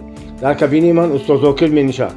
ӯ ки ба чарогоҳ рафтани маро медонист, як халтии пурчизро бардошта баромада буд. ман дарҳол пай бурдам, ки ӯ ба чарогоҳ барои ҳаннотӣ меравад.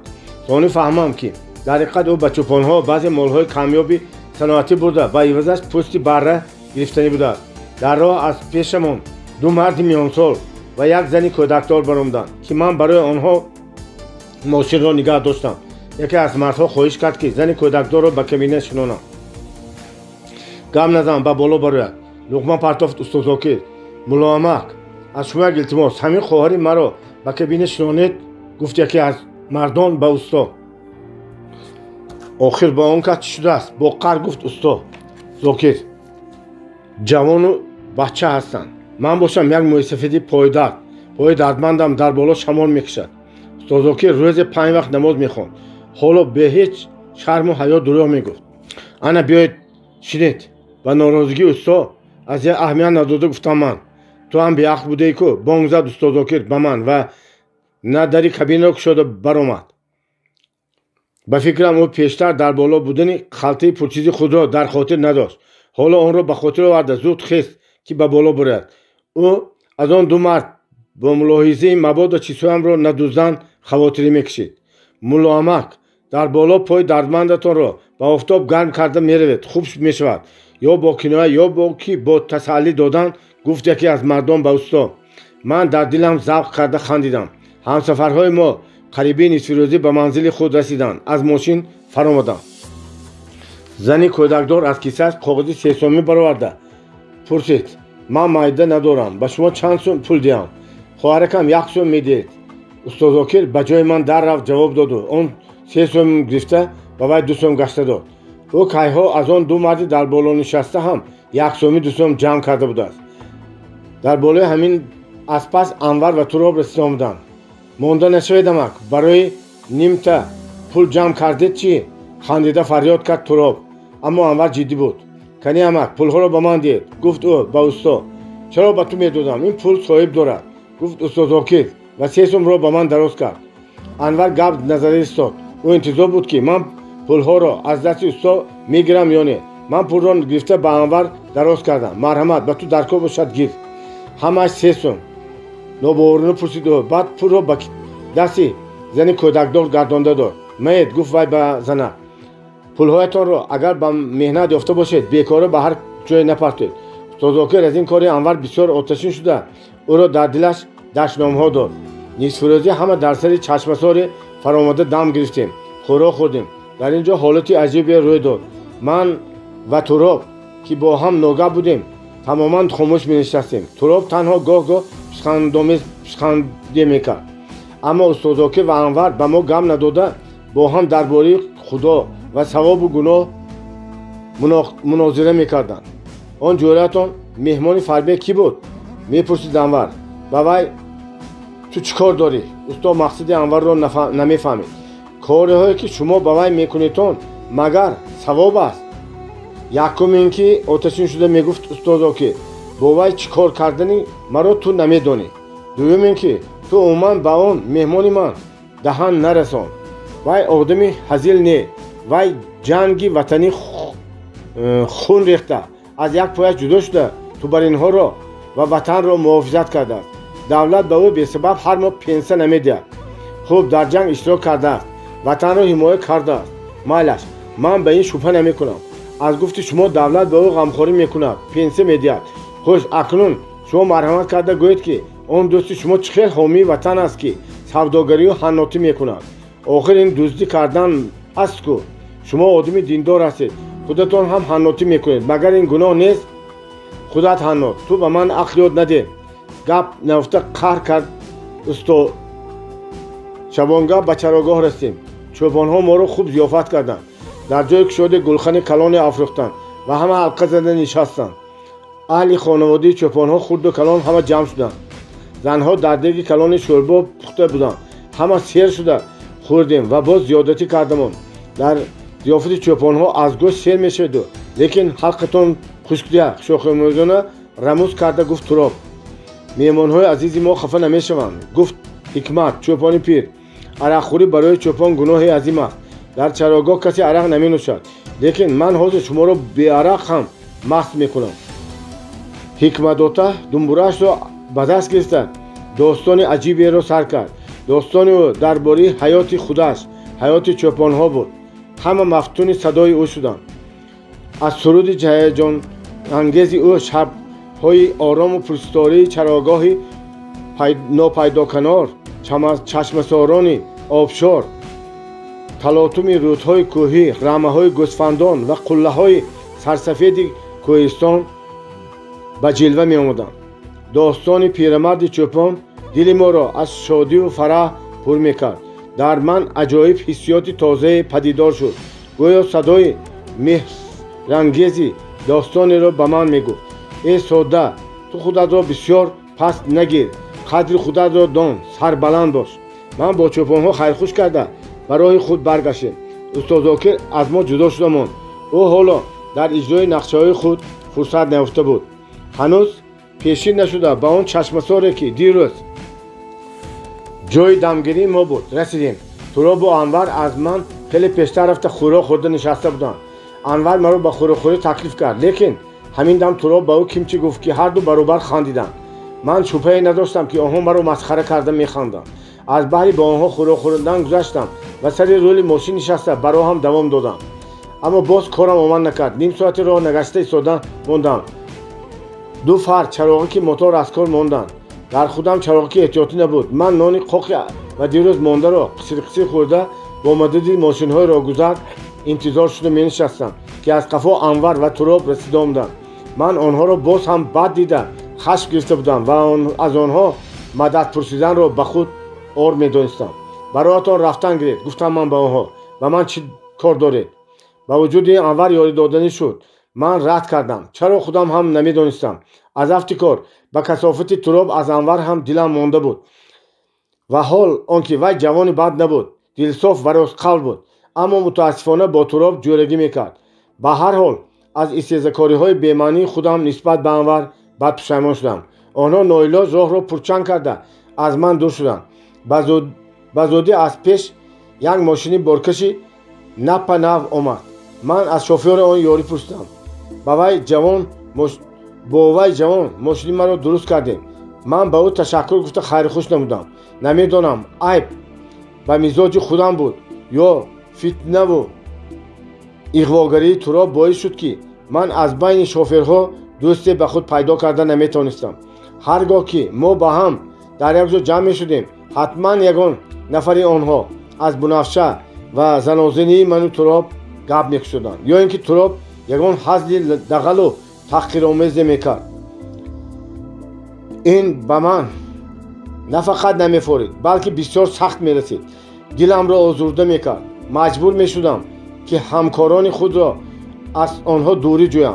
اما هر قدر که دوری جویم خودم روحان همون قدر میکاهیدم. حس تنهایی عذاب میداد. در حالی نیست هرگاه که من از کار آیم بچه های گلبانو و فراغت اپم در خواب بودند. من لاحق به آنها هم دلخوشی کرده نمیتونستم. ینگه هایم گلبانو و فراغت خان دائما با کارهای خود بند بودند و از حال من خبری نداشتند. من خود را از آنها هم دور میکشیدم زیرا میدانستم که تشویش های آنها بیغم من هم کم نبود. هر دوی آنها روزی دراز در باغچه بچگان کار میکردند. فراغت خان اپم را نیز گلبانو به کار خود درآورده بود. بعدی از کار برگشتنم به تشویش روزگار بند میشدم. دیگ و طبق، جام شویی، خواب و خوراک و پوشاک بچه ها و غیره. شب ختمک باشد وی از صحرا به خانه فقط برای خواب می آمد و خلاص. استاد زاکر 10-15 روز بیدرک شده رفت. یک بیگاهی من از راه دور گرسنه و مانده شده برگشته ماشین را به گراژ نماندم و راست به حولی های کرده آمدم. به حولی در آمدم بینم که در روی صوفه استاد زاکر و دوستی او شرافالدین خوجا با هم گپ زده نشستند. من دوستم خدا خواهد هیچگاه در نمیمانیم. ماشین هم یافت شد گفت استاد و به شرافالدین خوجا نشان دادم. ها پسری خودمان کو شاد گرده خطاب کرد شرافالدین خوجا. عزیز خوجا احوالت چطور؟ نرس هستین؟ استاد زاکر گویا مثل هر وقته با آوازی گرم و گرمخوارانه پرسپاس میکرد. ولی اکنون به من چنان مینمود که این مرد آن آدمی نزدیک من، آن امک استاد زاکر پیشتری من نیست، بلکه تماما آدمی بیگانه است که به حولی ما برای مهمانی آمده است. من اکنون خودم را هم دیگرگون حس میکردم. پیشتره بر این گپدرا و فرمانبرداری استاد نبودم. از هر فرمایشی و گردن تافتنم ممکن بود. همین خیلی هم شد. وقتی که من آشی برایم نگاه داشته شده فراغت اپا را خورده از سری دسترخوان خیستنی شدم، استاد زاکر به همین آوازی نرم و غمخوارانه گفت عزیز خوجا من تاشکند رفته ایستادم. با تو چی تحفه آورم؟ به من هیچ چیز لازم نه. صحت سلامت رفته بیاید میشود. گفتم پسرم ما را یک سری قدم به ایستگاه برآورده میمونی. و نزد من آمده خواهش کرد شرافالدین خوجا نخود که شمایان همین شب برآمده رویتون همین روز آمده همین روز میروید. حیران شده پرسیدم من ها مسئولیت همین خیلی شد رفتن لازم بوده است. گفت استاد زاکر خیلی پگاه رویتون هم ضرر نمیکرد دیگه. گفتم من و جواب آنها انتظار نشده بیرون برآمدم. ما پاییز مسکو خطی میرویم. این پاییز روز در میان میشده است. از قفایم آواز شرافالدین خوجا شنیده شد. آب رادیاتور ماشین در راه جوشیده بود. من میخواستم که از جوی آبی تازه اندازم. 5 دقیقه نگذشته از پسم استاد زاکر و دوستی او جمادانهایش را برداشته برآمدند. من ба радиатор астатил об мерехтам. омадани онҳоро дида хомӯш шудам. онҳо ба ман чизе гуфтанӣ шуданд ки полаву фарёди зане нолаву фарёди зане ба гӯш расид. фариштабибӣ модари сарсахти бунафша сараш луч мӯйҳояш парешон ба сӯи мо медавид ва зорикунон мегуфт: азизхоҷа, аз ҳаракат гардам, аз бунафша як хабар гир. аз дар дод зада пештоб хӯрда хоб рафтааст. чӣ шудааст? аппендитсит шуда мегӯяд. аппендитсит, тез бардошта бароед, ба духтур мебарем, гуфтам ман ва ба тараддуди дар гирондани мотори мошин афтодам. модар тозон пас гашта рафт. азизхоҷа, ту ӯро ба куҷо бурдан мехоҳӣ? пурсид устоз Зокир. ба духтури раён, гуфтам ман. дарди вай сахт бошад, ҳозир ҷӯ мондан мумкин нест, гуфт усто. худаш мегузарад. хайр, чӣ кор кун мегӯед? қаҳрам омада пурсидам ман. охир мо ба поезд дер мемонем ку, гуфт усто. шумоё мошини дигар ёфта мераведтон, ҷавоб додам ман. устоз Зокир то имрӯз чунин муомилае аз ман нашунида буд. вай аз ҷаҳл меларзид ва нохост ба рӯям як шапоти зад. ман ҳоло аз зарби шапотӣ ба худ наомада будам ва рӯи лаввос зада дар гирифта истоданро дошта истода будам ки фариштабибӣ ҳамроҳи як зани дигар бунафшаи аз дад нолишкунандаро бардошта омаданд.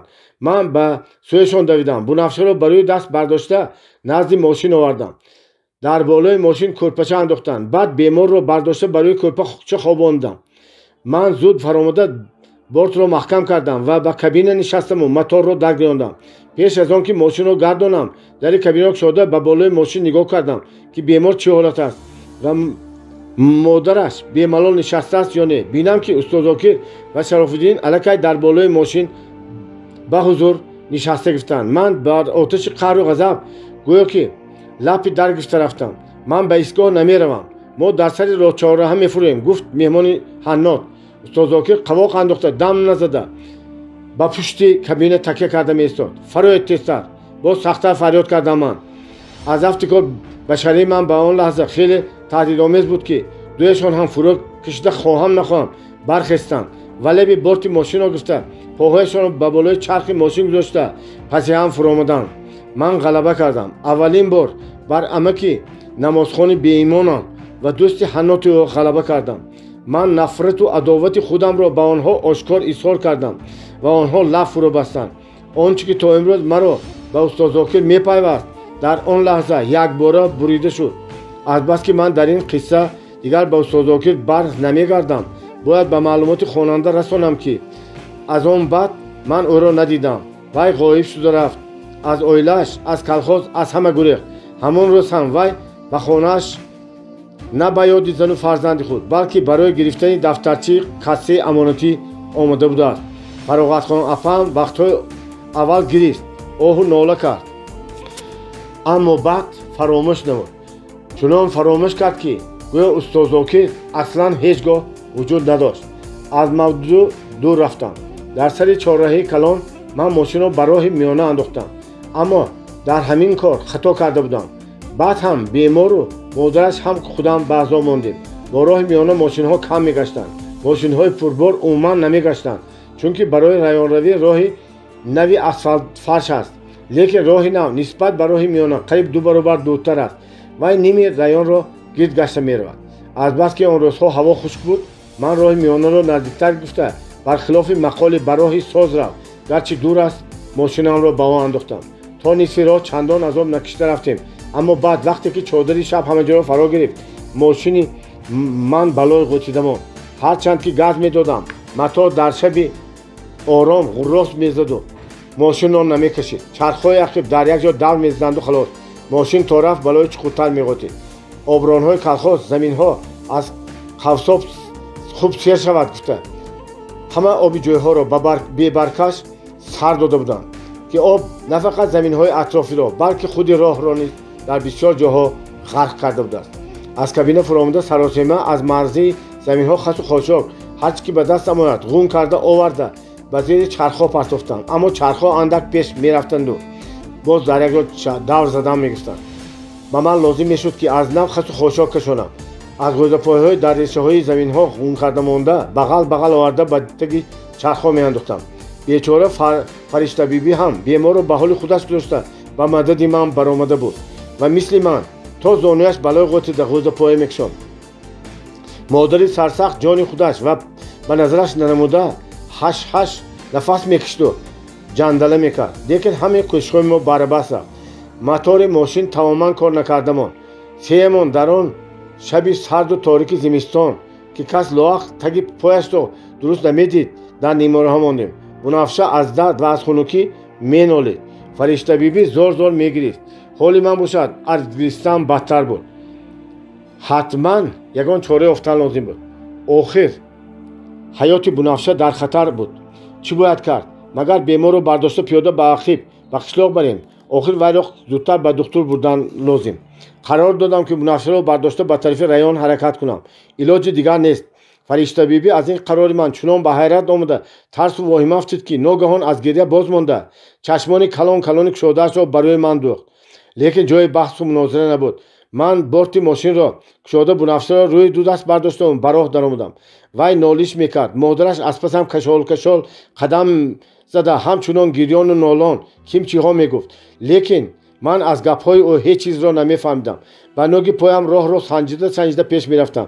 бунафша сарашро ба китфам ниҳода гарданамро бо дастҳои камқувваташ маҳкам оғӯш карда дандон ба дандон монда буду ба дардаш тоқат менамуд.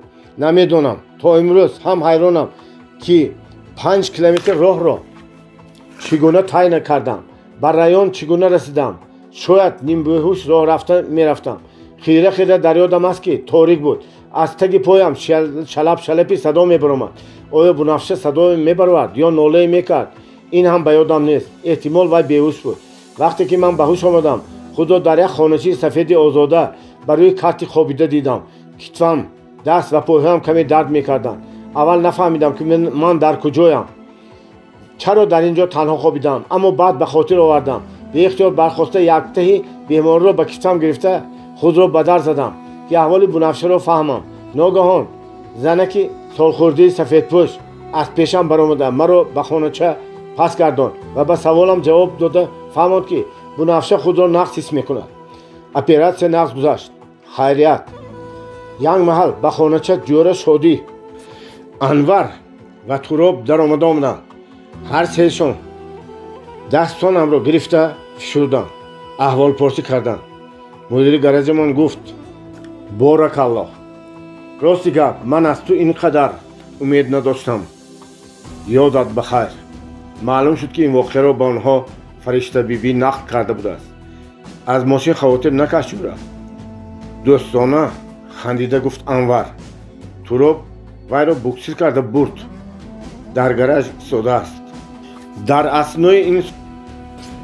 аснои ин суҳбати кӯтоҳ туроб як даҳан ҳам гап назад.